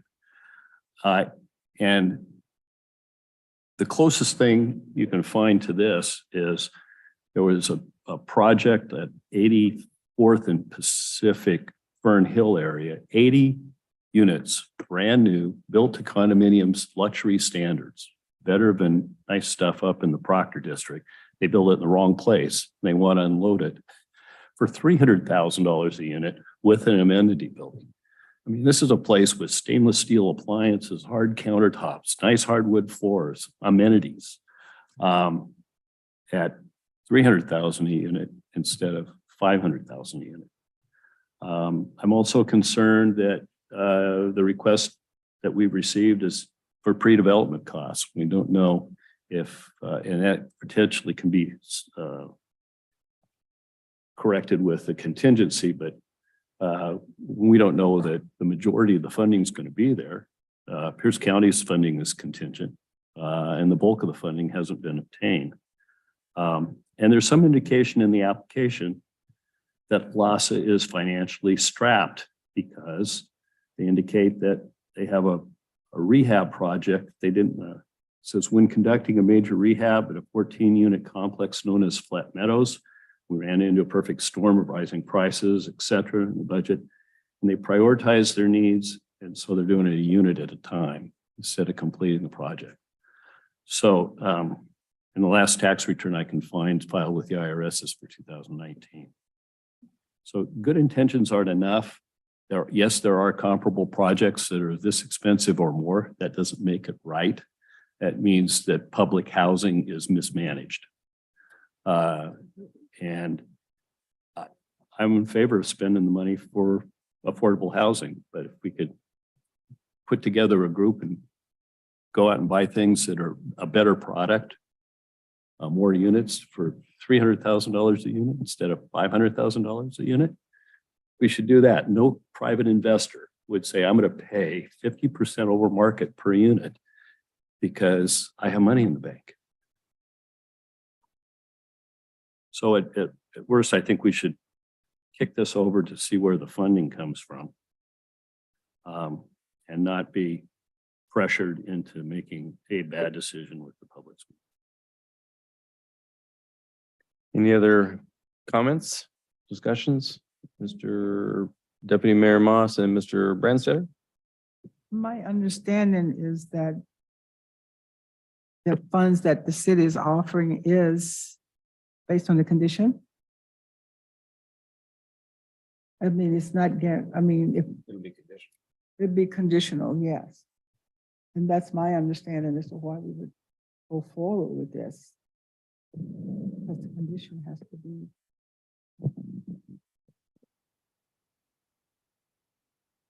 Has to be viable, yeah. Mr. Branstetter? Yeah, thank you, Mr. Mayor. You know, the affordable housing is a big umbrella that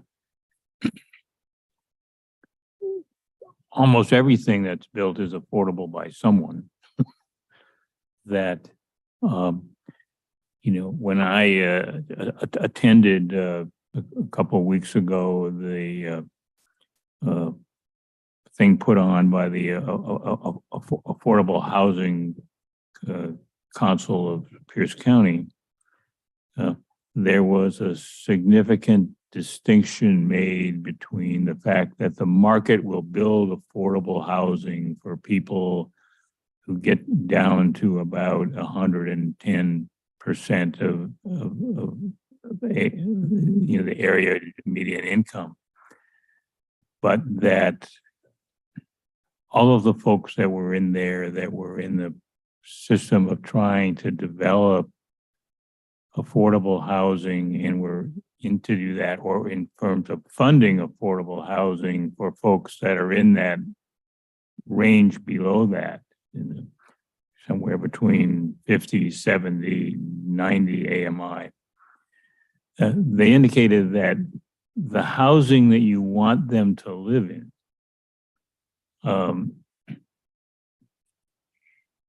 needs to have a quality standard that's the same as in the lower range, but where market rate housing would be built. in that in almost all the cases regionally where that has been done successfully or is even being significantly contemplated, most of that effort, because there's no profit in it, is being done by entities in the nonprofit realm with a combination of funding that is upfront core funding, usually from governmental entities at federal, state, and local level, being able to go and do that. And then perhaps further on, financed by loans from banks, so things to do that do have to be paid back, but with that, most of the housing like this is done will end up with a revenue stream from rents that are assigned appropriately to the population that this is targeted to, not necessarily the rents that the building could draw if it was not targeting to do that. So, we have been quite unsuccessful in Lakewood at attracting elements of the nonprofit community that are in the building permanent affordable or permanent supportive housing to do that. LAHSA is our most viable local player. So, this is funding for phase 3 of a project that the city has been engaged in phases 1 and 2. So it's not a new thing to do that, and we was moving forward, I think, with our eyes open that some investments in this are designed to keep going off. This is, it's nice that our rental housing safety program is maintaining a lot of old units in Lakewood that drop them into the affordable range for low income people. But there needs to be some efforts to be moving forward to developing units and knowing to do that. I know we are supporting a Habitat for Humanity on the home ownership side. This is not an ownership. This is a rental circumstance to do that. That is so. I think that this commitment of $100 million is in response to a application that was, I think, responsive to what we asked for in the RFP. That there are, some details in it that would be nice. I do think that LAHSA is like a number of nonprofits, that it's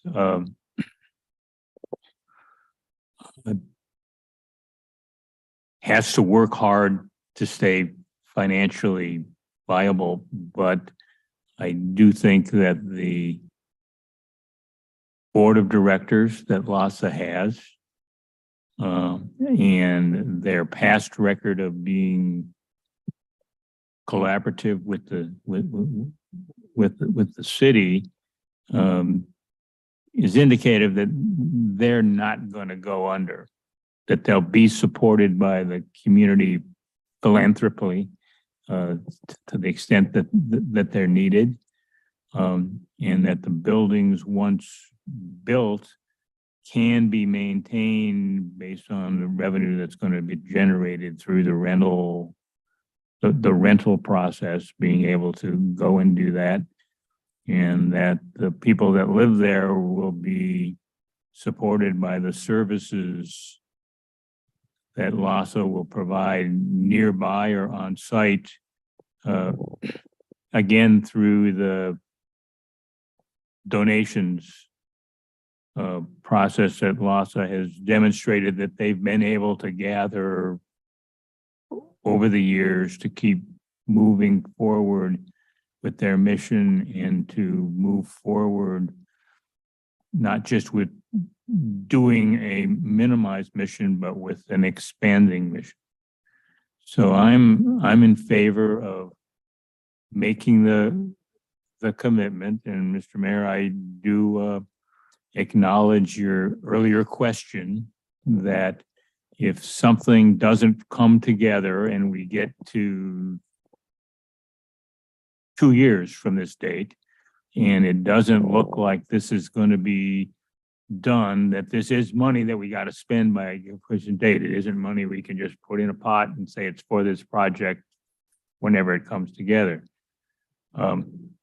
So, you know, to the extent that it's somewhat conditional upon the board of LASA to make sure that they are able to comply with the timelines that go with this money and with the money that they received from Pierce County that had some limitations on when it needed to be spent by, and would likely may be on some money that comes from the state if we're successful in getting them to do that. So I'm going to be in favor of the motion. Any further comments? Mr. Mayor, I have an Mr. Anderson? to offer. I'll speak real slow. I move, I can't find the wording of the actual motion in the material here, so I want to make sure it dovetails with the community page. To appropriate $1 million.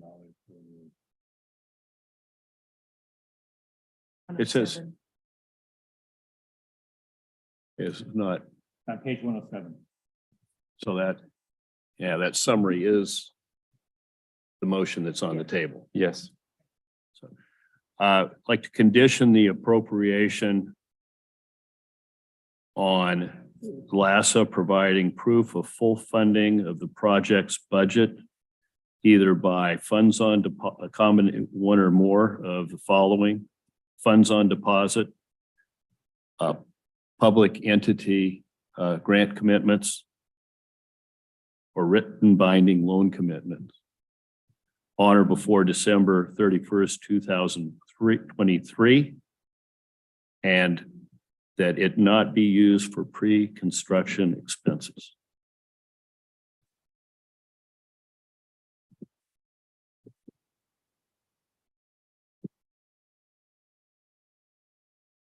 So if that's a friendly amendment, I think we need a second.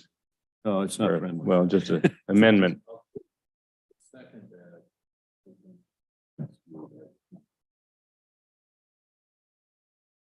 Okay, so we have a motion to amend the motion 2023-15 by Mr. Anderson, a second to that by Mr. Boki, that the authorization is conditioned upon LASA providing evidence of full funding for the project by way of funds on deposit, by way of committed grant funding and or written commitment from a lender sufficient to, is it complete the construction or just sufficient to ensure that they have full funding by December 31, 2023? That some of those amounts equal the budget of the project as it's presently presented. That's what I understand to be the amendment to the motion. And that it not be used for pre-construction expenses. You're talking about soft costs? Yes. Yeah, and I don't know, maybe Ms. Spear has that information, but I don't recall whether the 10.5 or $11 million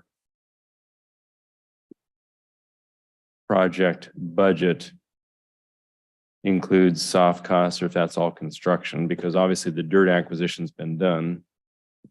Do you know, Ms. Spear? I'm sorry, I don't have that information to hand. I can provide it tomorrow. Okay.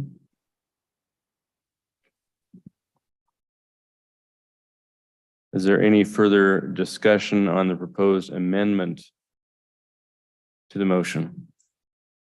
Mr. Branstetter. Yeah, thank you, Mr. Mayor. I guess I'm not in favor of the amendment. I think that the December 31st, 2023 date is troubling to me, given that the window for putting together and a committee and using ARPA funds is considerably beyond that. We at least have at least one more year beyond that. Secondly, I look at it, in terms of ARPA funding, there was the most similar project is the Pierce County Village project, where we allocated and said we passed a motion that was similar to this to provide the funding towards that project, which has some similarities and had some shelters, but it's within the homelessness, low income, and is really intended to be close to permanent housing for the folks that end up moving into that, since it's being built on a premise that they'll stay there a long time. And we said that funding, when we did it, we said that it was conditional, but we didn't go into the minutia of conditions. We left that to the city manager and to the fact that would be like their conditional more meant that if things look like they weren't going to be done well, either environmentally or otherwise, the conditional sort of meant we could reconsider doing that if details of the project didn't work out. Now that project, fortunately, all the things we were sort of concerned about when we said conditional seem to be moving forward, okay, at a little bit slower pace than was originally said, but it's going to be moved through the SEPA process is there, and the various environmental things, the commitment to have the project be sewered, which was one of our concerns within that.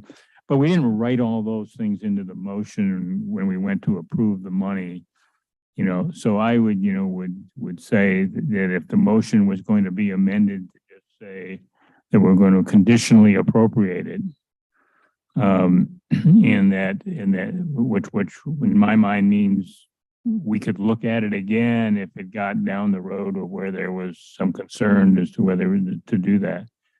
And I guess I don't know whether the problem was when we just said conditionally appropriate the last time, that we weren't saying enough, but this seems to be too specific for a project that's still in the developmental phase, that we're trying to support and motivate additional funders to come and support, which is really the real intent of our action today. So I'm going to vote against the amendment. Any further discussion on the amendment? All those in favor of the amendment signify by saying aye. Aye. All those opposing the amendment signify by saying nay. Nay. The amendment fails. We're now back to the main motion, which is 2023-15. Any further discussion on the main motion? All those in favor of the motion to conditionally fund the LASA project for up to $1 million of ARPA funds signify by saying aye. Aye. Oh, Mr. Branstetter. The motion on the table doesn't include the word conditional. I think it's all conditionally based on how we allocated the other monies, but did you want to make it formalized?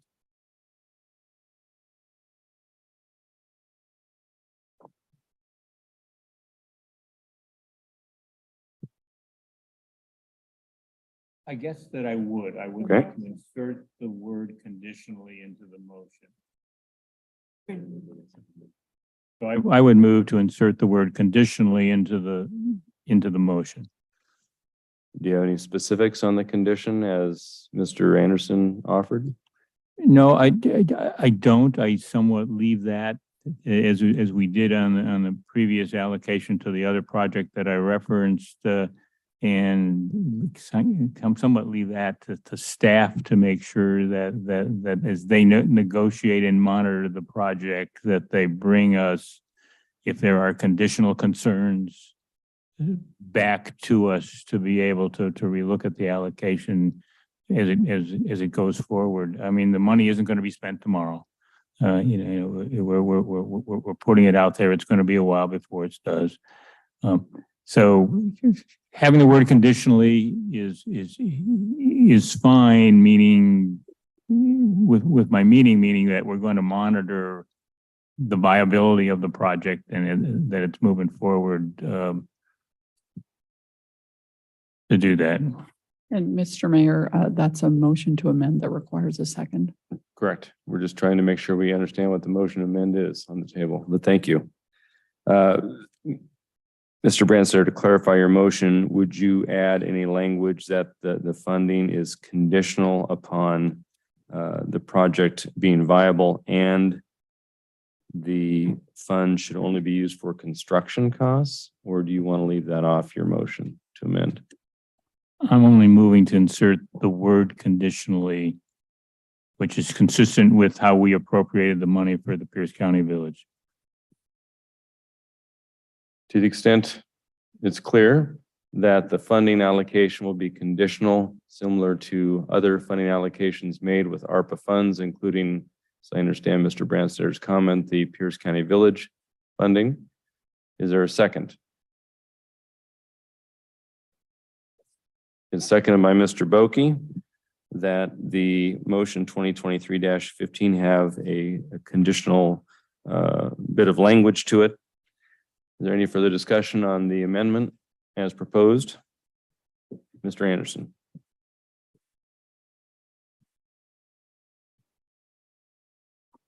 So that there's no misunderstanding as to whether there's an entitlement to an appropriation, I will move to amend the amendment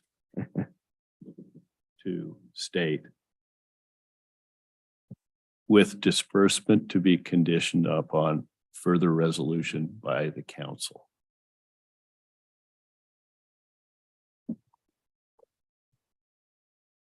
Is there a second to Mr. Anderson's amendment to the amendment?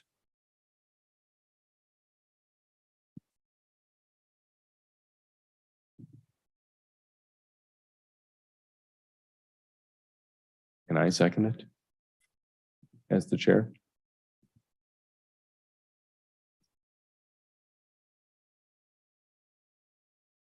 Right. So I will second Mr. Anderson's amendment to the amendment that the disbursement of the funds be conditioned upon further determination and direction of the city council. I believe that's correct. Okay, any further discussion on Mr. Anderson's amendment to the amendment of Mr. Branstad? Mr. Anderson.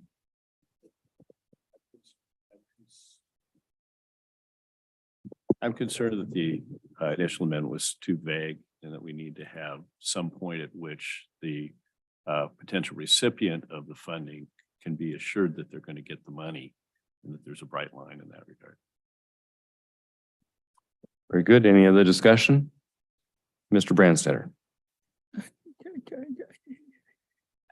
I think Mr. Anderson's amendment is clarifying and not destructive, so I'm going to support it. Very good. All those in favor of the amendment to the amendment signify by saying aye. Aye. Any opposed?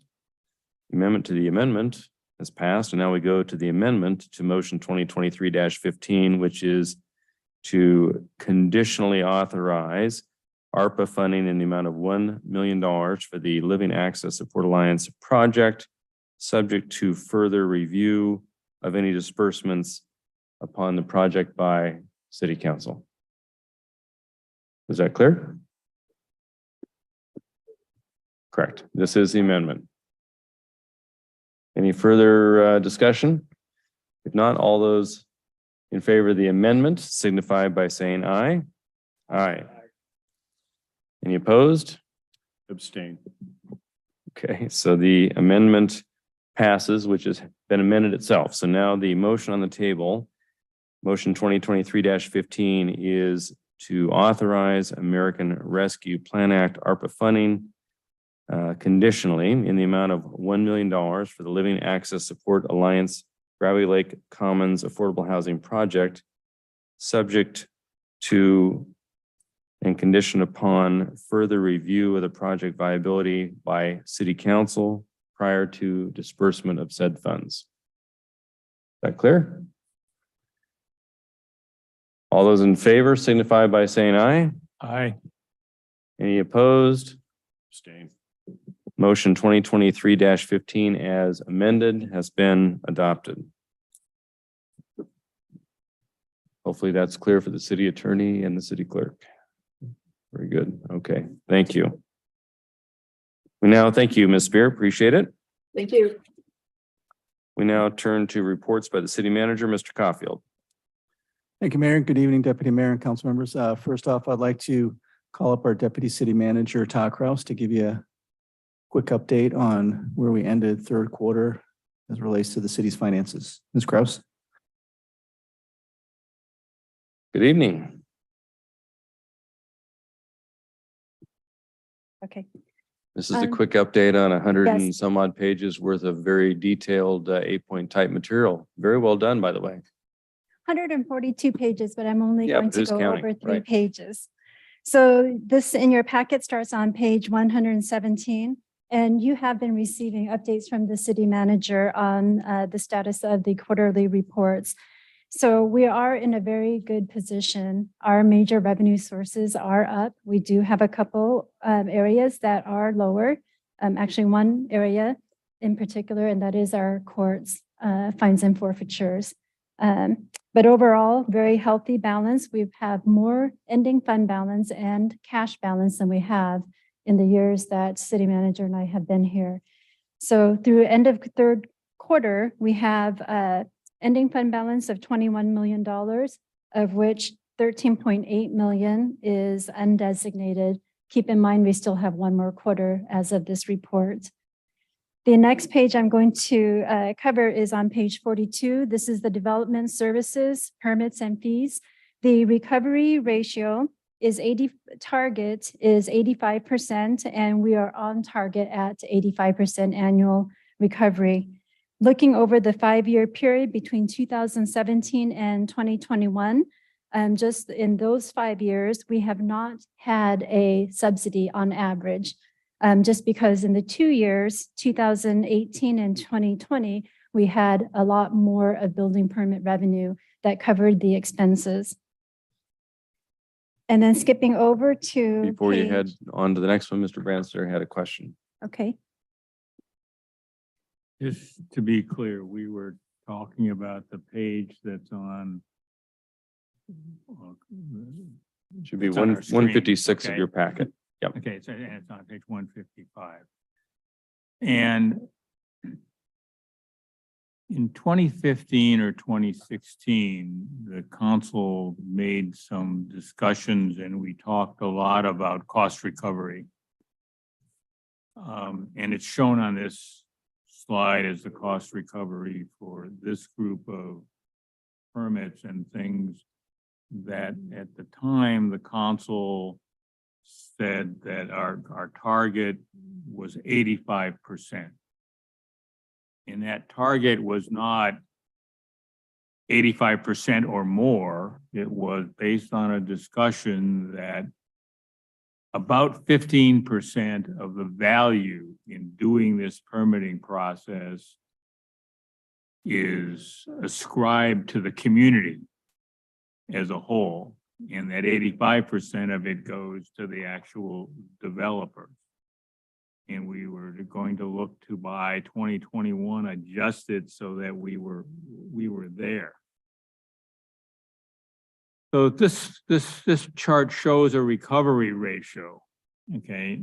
And I guess that before I be concerned that it's too high, could you explain exactly how the discovery ratio is calculated?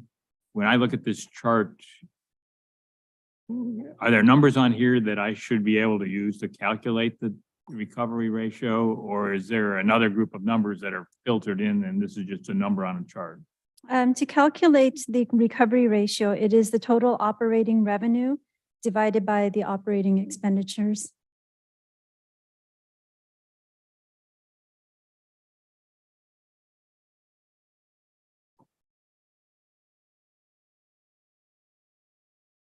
Okay, so what is the general fund subsidy amount? What is that? What is that intending to tell me? And I understand in some of the years, it's a positive number because the operating expenditures exceeded the operating revenue.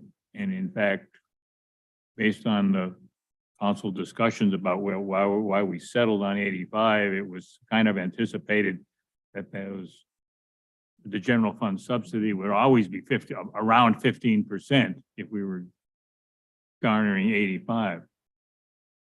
But what does a negative number mean in the subsidy amount? Does that mean that money from this revenue was put back in the general fund? Yes. So if we could just start at 2017 being the first column. In 2017, operating revenues were $1,833,000 and the operating expenditures were $1,971,000.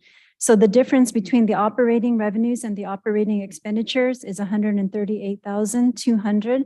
That's how much the general fund kicked in for operating expenditures. And if you look at it from a recovery ratio, it's the revenues covered 93% of the expenditures. Then you look at 2018, we had a really good year in the building permits. So we had some major permits issued. And so total revenues were $2,425,000. On the operating expenditures, it cost us $2,026,000. So we brought in more revenue than it cost to issue those permits for that year. So we had a negative. We did not need money from the general fund to cover the operations. And so we recovered 120%. So we recovered more than we did in that year. So how do we account when we looking at, say, at 2020, where we took in more revenue than the services actually cost us? So we were significantly over the 85% cost recovery. And in fact, that 15% that we really thought that the city should be paying for, we didn't have to pay for it. In fact, it was the other way around. But all of this money together is in the general fund. Yes, that's correct. So it isn't really that the general fund gave them money or the general fund got money back. It's just that these things handled there. There isn't an action that the council takes to move money to cover these or to move money back to something else. It's all just in the general fund as far as at the council level where we're dealing with a budget that's at the fund level. Yes, that is correct. Okay. So, and I noticed that this is the 2022 numbers are only for 3 quarters. So we don't have a full year to know whether that 85% cost recovery or 75, but why did we budget for a 75% cost recovery? Just by looking at the trends and what the department expected in terms of potentially in revenues, it's difficult to anticipate exactly what permits will be coming in at the time of budget development. So we're looking at over a number of years what that cost recovery will be. We just completed the adopted budget for 23 and 24. We will be in the mid-biennial review later this summer. So that is an opportunity for us to take a look at where the fees are and the associated revenues. So I am anticipating seeing this chart again at the end of the fourth quarter with a full year that goes on. But when I look at the chart and I want to look at it in terms of looking at the paragraph above of where our cost recovery actions are really being looking at the performance of these funds and that there is value for cost. And the value for cost level was, are we only charging developers 85% of the cost? That's what the cost recovery issue was. You should stay very close to that 85%. And if we're going to have a sequence of 6 years of where we're overcharging or we're recovering 85% or well above 85%, as in majority of the years in the past 5, that, you know, that I guess that I'd like to sort of look to say, what should we be making in terms of in the fee structure to bring this down so that this chart really shows somewhere in an 85 to 87% to be able to do it in future years when we go forward. Because my recollection, Mr. Mayor, was that when we decided on that 85%, it was based on the fact that the city ought to pay 15% and that developers shouldn't be charged for value that they're not getting, but that is going to the community. So I guess I don't necessarily have a further discussion on to this quarter's chart, but I would like to, when we bring the chart back with the fourth quarter data, as to what is this telling us we ought to be doing with fees? And thanks. Thank you, Mr. Branster. Mr. Boki had a comment? Ms. Kraus, on that topic, when do we book the revenue? The revenues, my understanding, is at the different points in time. I don't think it is. I had this conversation with our assistant city manager many, many years ago. And what I remember is that we're not waiting until the time of permit issuance to receive the money. I think they're at different phases of the project. So we're accruing it as we expend it. Okay. So there may be years where we're receiving more revenues and then you get to the end and the project is complete, you may not be getting as much revenue as you were in those years. So there's going to be some fluctuations in the timing and when the actual project is completed. Okay. We really need to understand that though. I mean, that's enlightening because if we were doing it all at once, it really probably behooves us to maybe look at a average of a certain number of years, whether that be 3 or 5 years. I would guess, because some years you're just going to catch a flyer, right? You're going to get a big project that costs a lot of money, but brings in a lot of revenue. But so that's what I think would need to know, whether it's a 3 or 5 year look back or average on that rather than a year to year kind of thing.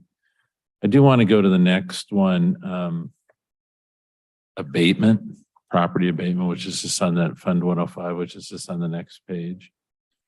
And it shows it's losing money. Is there somewhere in here, do we know how much we've got outstanding in receivables from all the abatement? And you did provide a very nice list of all the abatements going on, and my goodness, there's just tons of abatements, and we understand that they're larger, like the one down the street. How much do we have out there in receivables? Because aren't these? There is a time lag for when we get it. So it's about a 3-year period. Mm-hmm. I don't have that number off the top of my head, but I can get that number and provide it to the city manager for a report out. Okay. I mean, I guess, and this is for you or the city manager. Should we put a lien on the property if it abates, but I assume there might be other costs involved that we can't always recover. Right? Because if I'm the owner of the property, but you're after me and I abate it myself, we don't necessarily do a cost recovery. So should we be on that net program income cost line, and it shows us we've been losing money? Should we go into this assuming that we're going to lose money every year, or should we be assuming that we should get to a zero, break even, or what are we looking for there? Councilmember Boki, this program is not based on a cost recovery of any sort. It's based on we have X number of dollars within that particular fund, which carries forward from one year to another. And then on the revenue side, we contribute what we think we need. And then we draw down on those fund balances as projects come about, and then we replenish it when liens are exercised to Pierce County Superior Court, or if somebody decides to pay in advance. So actually looking at that table there, that table reflects a very, very positive and very healthy abatement fund as it exists right now. And I thought, Ms. Kraus, I thought we had a schedule in here that actually shows the Not on the lien side, but we do have that information. Okay. And we are recovering the costs that the city incurs, and that is placed on the lien as well. There will always be a time lag, as the city manager stated. So we have abatement charges and interest that comes in, and we're incurring expenditures that go out, but it depends on the timing of when we actually receive it. And if my recollection is correct, it's about a 3-year period, or after they miss the property tax payments, for example. And yeah. But it is, right now it's healthy as we look out through the end of the year, because of the major abatement we had, probably a good portion of these is going to be utilized, and then we'll go into a receivable account. Okay.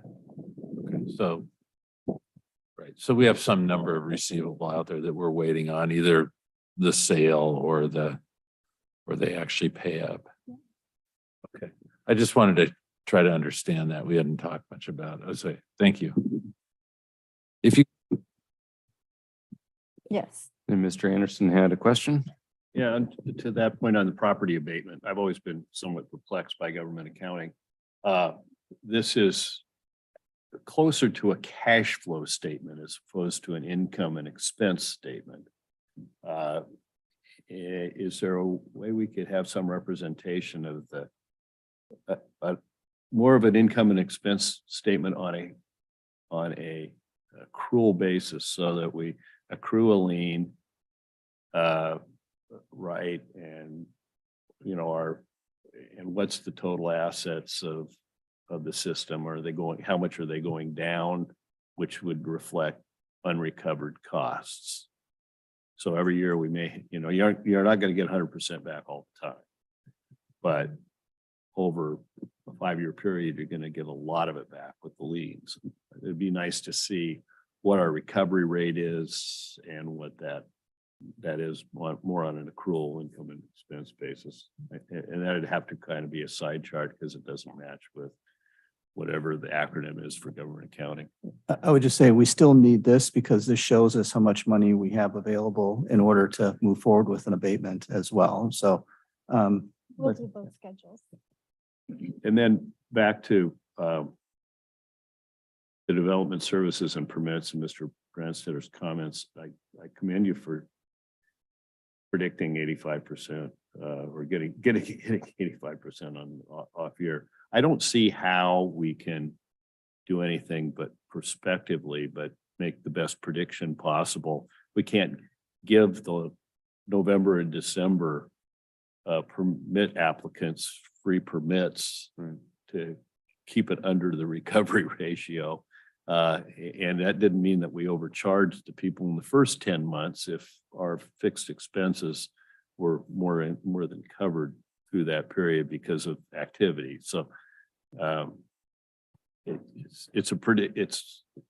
your crystal ball is pretty accurate. I think if it's anywhere between 70 and 130%, because you don't know in advance how many people are going to come through the doors.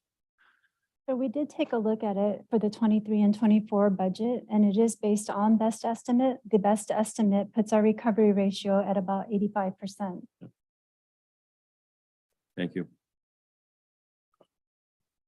Next. Oh, my last item is on the parks recovery ratio. Mhm. And the parks recovery ratio, the target is 45%, and they're currently at 50% through the third quarter. And that concludes my presentation. Well, thank you for the highlights. There was a lot of great detailed information in here, which is good. It just takes a bit of digesting. I know you were just giving us the highlights tonight, but thank you for that. Any questions of Ms. Kraus on the report? When would the fourth quarter 2022 report come out, do you think? It is scheduled for April. At that same time, we'll be bringing back the carry forward budget adjustment because Mhm. there are some programs that are in the 2022 that might not have been completed in 2023 or until 2023. So Right. we'll take into consideration so that you'll have a better, truer picture of what the finances will look like after we make a recommendation or a proposal for the carry forward. So April. And that'll also give us some indication of the ending fund balance Yes, and cash on hand vis-a-vis what our biennial budget was yes. proposing. Yes, and I will tell you that we were proposing about $8.5 million in general fund ending fund balance at the end of 2022 going into 2023. And I do want to say that the reason why we're bringing it in April is we don't get our distribution for December until end of March. Mm. So there's just a short period of time to turn around the report based on the final distributions that we get from the state. Right. And even though we may have a larger ending fund balance and or cash flow, we also have some obligations that have just been Yes. entered into by the city in terms of employee contracts and the like that we'll certainly have an opportunity to dig away at the There are a number of extra cash things flow. that we'll be taking a look at. Sure. All right. Okay, Thank you very much. Anything else, Mr. Caulfield? Few items, if I might, Mayor. First, you might have noticed the public art was installed over at Motor Avenue Colonial Plaza about a week and a half ago or so. It's recommended at the city council that you host a public ribbon cutting event, and the date would like to suggest is Saturday, April 1st, if that would work on behalf of the council, and have some music and some food and things along those lines. But just wanted to have you check your calendars and let us know if that would work. Not a bad day, but it might create some public fodder on social media. Yeah, right, right. It's not a Hallmark day, so. I'm available on April Fool's Day if that's what you're asking. All right, it's all right. I'm going to be safely out of the country. Yeah, So we go, Mayor? Sure. Okay. Yeah. Thank you. Along those lines, we've been talking with the Lakewood Water District. Their Board of Commissioners would like to have a joint meeting with the City Council. I know, Mayor, you and I spoke, and we identified a couple of dates this month, either Wednesday, February 22nd or Thursday, February 23rd. I have not run those dates by the Lakewood Water District, but those are a couple of options for the council. Or if you wished, we could move that out to March or even April, but I will defer to you, Mayor, in terms of what you'd like to do there. I would think we can move it out to March unless you guys are anxious to get it over with in February. I would move it out until there are 7 of us. That's a good idea. That should be after April or March. So first part of April, sometime in there. That'd be a good idea. So I'll work on some dates. Okay. I'd like to recommend that this body send a letter of opposition to the Commercial Airport Coordinating Commission regarding siting of the 2 proposed airports in Pierce County and 1 in Thurston County. And this body has actually taken a policy position in your state legislative agenda that a future commercial airfield not be considered as a part of JBLM. However, there is a nexus here, and the nexus is that those three proposals would infringe upon JBLM either directly or their airspace. And also JBLM has come out in opposition of it. And I know SSMCP will be taking a position of, via letter as well, though internally SSMCP has already taken a position. But Mayor, our recommendation is to have a letter be drafted and be sent under your signature, and pretty straightforward. I don't see any vigorous opposition, so let's go forward with that. Also along those lines, I just learned that Association of Washington Cities is preparing a letter to send to the state legislature regarding the two reasonable suspicion bills as it relates to vehicular pursuits. And it's specifically what the bills that you had testified on, Mayor. And what I'd like to do is to add your name to the list of signatories on that, and unless there's any objection. No, I think that's appropriate. It was House Bill 1363. 1363, and looks like the Senate bill is not going to get a hearing, so it's kind of all in on 1363 on the House side. Got it. Again, on the legislative side, this time as it relates to your Pierce County legislative agenda, we reached out to Pierce County, to the executive's office regarding the Old Settler Cemetery and having that transferred to the city of Lakewood. Long story short, their office has been very, very responsive. They've actually already moved forward with getting a title report. Actually had a conversation. It was interesting to know that the county actually acquired the property in 1881. It was actually sold to them by the previous owner who was using it as a cemetery. And so they're, looking at the specifics there. But at this point in time, based on what they know and what we know, transferring the property one way or the other we should be able to facilitate that. Also, Ms. Dodsworth was able to learn from her contacts that the property actually has some very rare native plants and alike. And it's one of the reasons why it looks a little natural, if you will, on site. And so when we take that over, that's something we'll need to take into consideration. Not to say that we can't, provide some beautification efforts and alike as it relates to the property, particularly with the sidewalk improvements and such coming. But I just wanted to let you know that that's moving along. Also, wanted to get back to the ARPA funds. We learned that Nourish Pierce County did acquire the property located at 8916 Lakewood Drive, right at the corner with Stilican Boulevard, the former mattress place. And so that closed back in January for $3.7 million. Also, the Public Works Engineering Department was notified that the state legislature, through their Safe Routes to Schools program, as part of the transportation budget, one of our projects has made the cut, depending upon how much they fund that program at.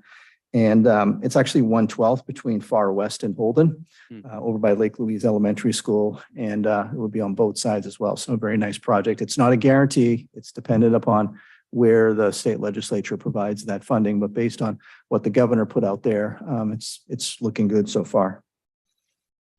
Also, we continue our discussions with the Pierce County Library District as it relates to the Tensler log over at their main library. And long story short, some of our staff went over there with library staff. And so they'll be responsible, they being the library district, will be responsible for figuring out how to pick that up, put it on some kind of a flatbed, and then transport it over to, we're looking at Fort Stilican Park and putting it at one of the barns. We will then secure it there, and then we'll work with the Arts Commission to figure out a place where in the future it can be publicly displayed for everybody to enjoy. And also the Board of Trustees has still not yet made a decision on what they plan on doing with that building. But one way or the other, if they renovate it or decide to tear the building down or whatever they decide, the roof will need to come off. And so that's how they'll plan on lifting that tremendous size piece of wood out of there. So more to come on that. And then lastly, as it relates to your calendar, this Saturday evening, Caring for Kids is having their Happy Hearts dinner auction at the McGavick Center. And I know a bunch of you have acquired tickets for that.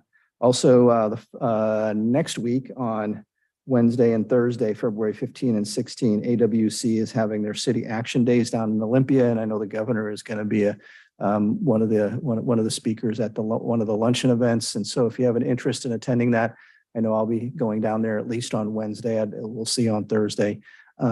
Usually Thursday, they all go over to the Hill and, meet with their legislators. We've already done that. We try and beat the crowd on that, quite frankly. But if you have an interest in going, let me know. We'll get you registered for that. And then later on in the month, February 23rd, Boys and Girls Club will be having their annual 2023 Legacy of Hope event over in the Hotel Murano Bicentennial Pavilion in Tacoma. So if you have an interest in attending that.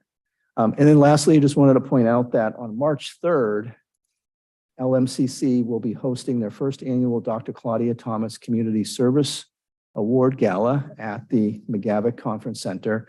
And we've been asked to sponsor a table, a Lakewood table, and I'd like to start with the mayor and the council. And it's $1,000 a table, which means it's $125 a seat, which is a little more than the typical seat. But if you're in,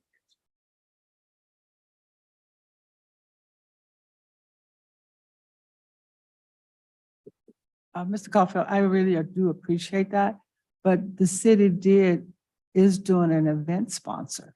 okay. So if you want to do just a table with 8, you can do that. Oh, okay. It's $75 I'm each. the president. I can make that decision. You can make that decision. All right. I was just trying to help you out with your I fundraising, Deputy appreciate Mayor. that, but you did do event sponsor. I'll still get the extra $50 out of their pocket at the event. Okay.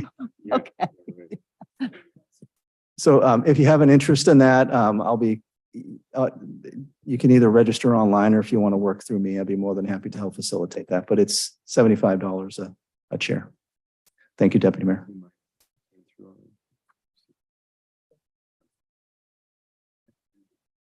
So with that, that's my report, Mayor.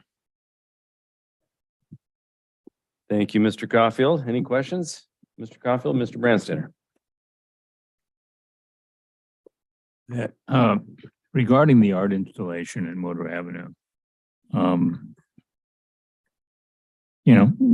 April 1st is any other good day because like any other piece of art, we ought to have some sort of official thing to do that.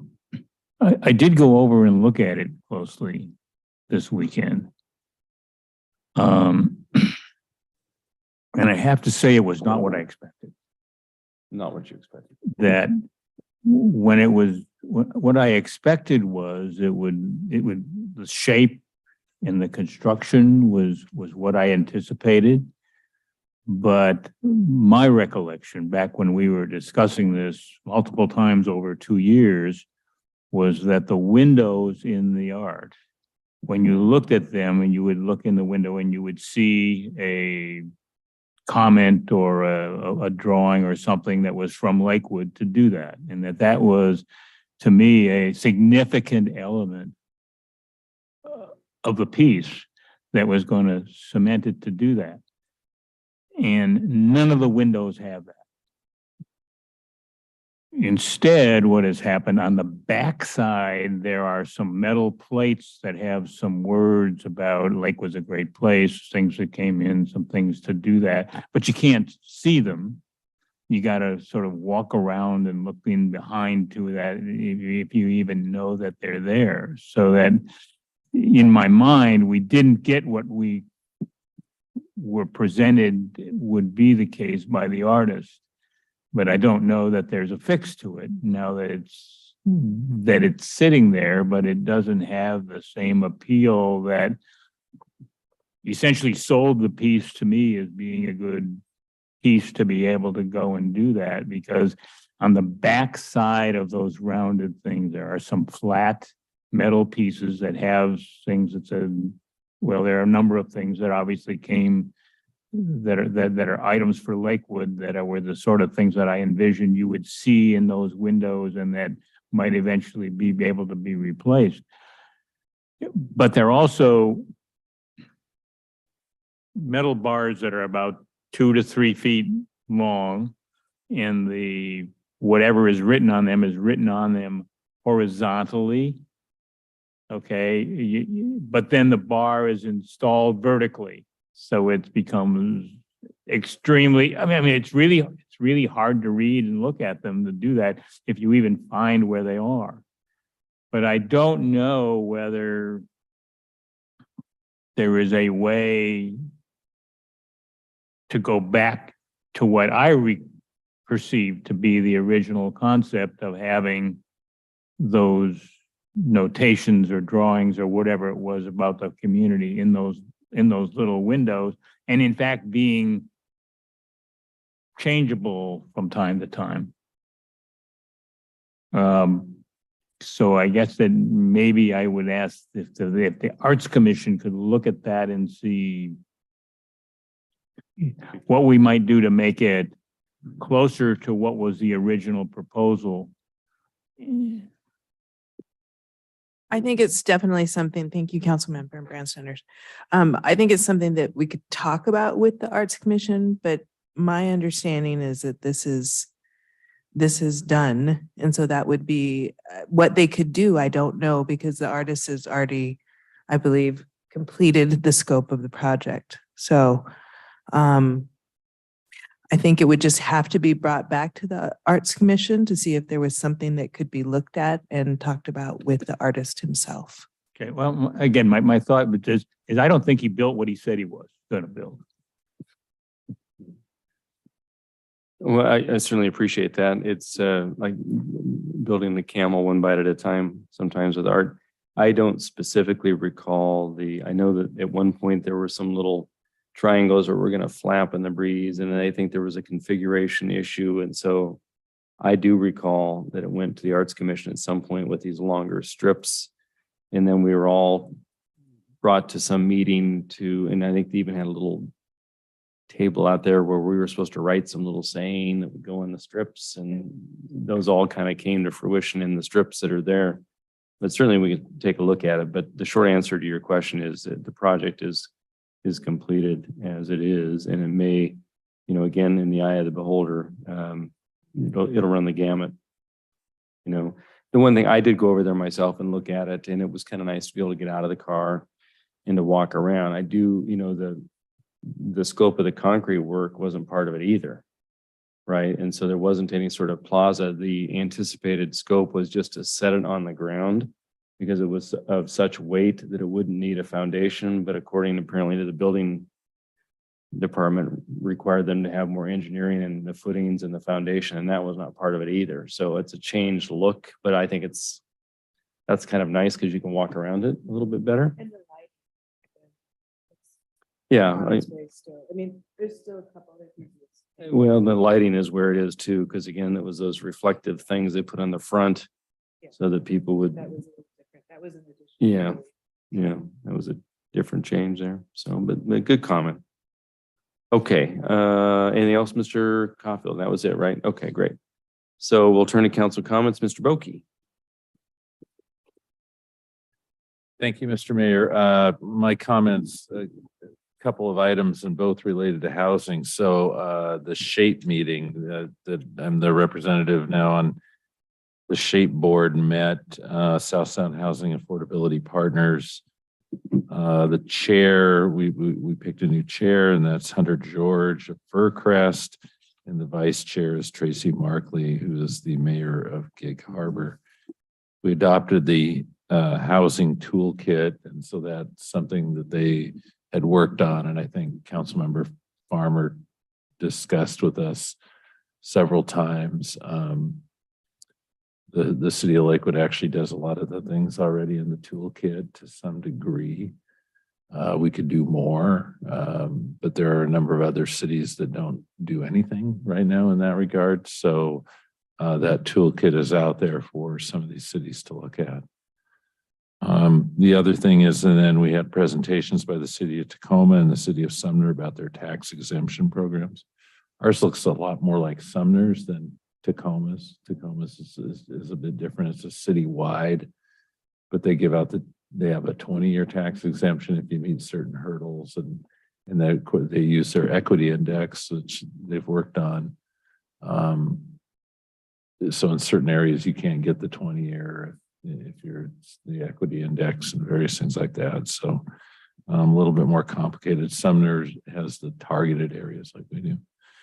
Something came up in my day job today where they were talking about that the state legislature is looking at increasing the REIT, not only at the statewide level.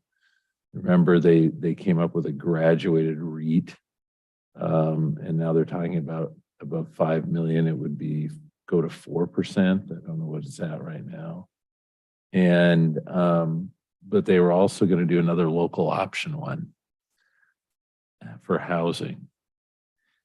And it's one of those like the 1406 money where, as it's written, and the only reason I'm bringing it up because it does sound like it's got legs. I mean, there's pretty broad support, and the people supporting it include like the former Speaker of the House and that kind of thing. That is much like the 1406 money in that we will have a time frame to decide whether or not we want to implement it at our level or we allow the county to do it and we become part of the county, part of it. So we can follow that. I guess maybe we're already following it. Oh, has it? And so, you know, we may have a decision to make, but it is just for housing. So it's, I don't know how narrow it is or how broad it is, and if it's anything we can use. Yeah. Yeah. So anyway, besides moving the statewide thing up to 4 after 5 million, it would allow us to, I guess, I don't know, is it another quarter? I don't know that. I missed that part of it.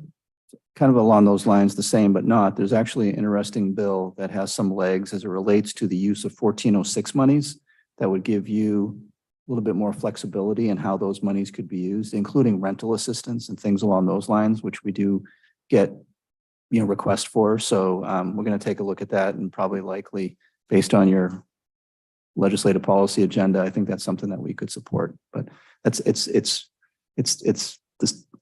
different, but kind of the same. So, but that REIT bill, Councilmember Boki, that's been around for several sessions.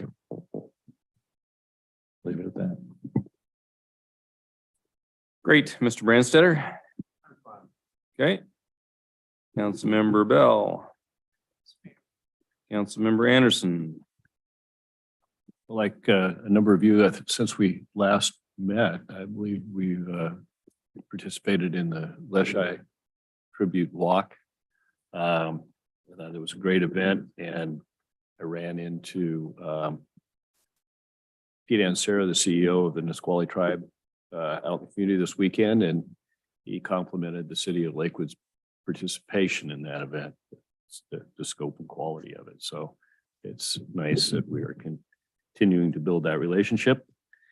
And my wife took 2 amateur art critics by the new installation at Motor Avenue. My 5th grade grandson and 3rd grade granddaughter. She's artistic. He isn't. He said it's ugly. It does look like a cheese grater. She said, "This is cool," and started interpreting it. So it's arts in the eyes of the beholder, and they have the same gene pool there, and they have entirely different opinions as to what it's like. So just goes to show you, you can please some of the people, but not all the people. Absolutely.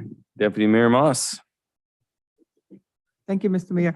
I would just comment on our trip to Olympia. I think it went really well. We did have a brief discussion tonight based off of some of the conversations that we had concerning LAHSA. So all in all, it was a wonderful trip. They were happy to see us there. I've got a lot of comments on my Facebook and personal information that they were happy to see Lakewood and Olympia, and they thanked us for doing that.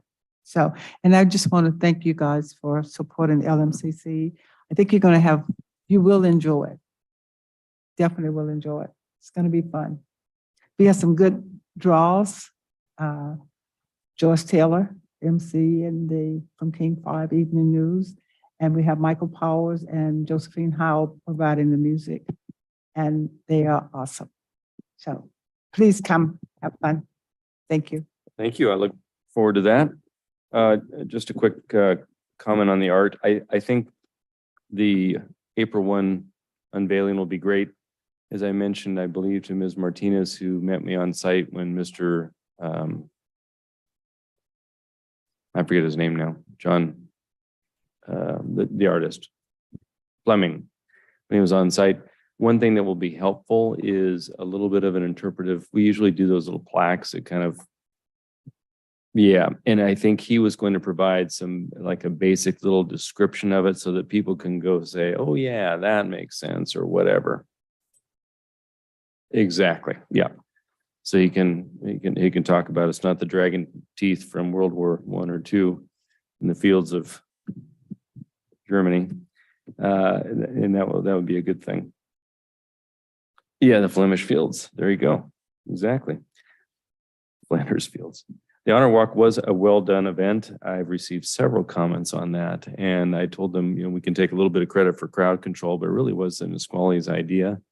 And they put it together, and it was really their show, and we were proud to be part of it with them in partnership. Having the Honor Walk and the ability to go down to the legislature and say, we had this incredible event that we thought might have 100 or 200 people, but probably was closer to 300 or 400, I think, that were walking through the streets.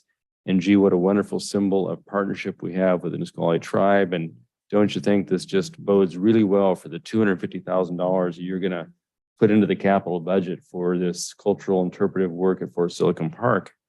And we were nodding our head and they were nodding their heads, yes. And so they thought it was a wonderful thing to have such a recent impactful partnership opportunity that the Honor Walk provided. So that should bode well for that legislative priority. The Olympia Day, as the deputy mayor indicated, was a relatively a good day. I think it was successful. We got our points across and we met with all of them, including the new 29th district legislator, Rep. Mena.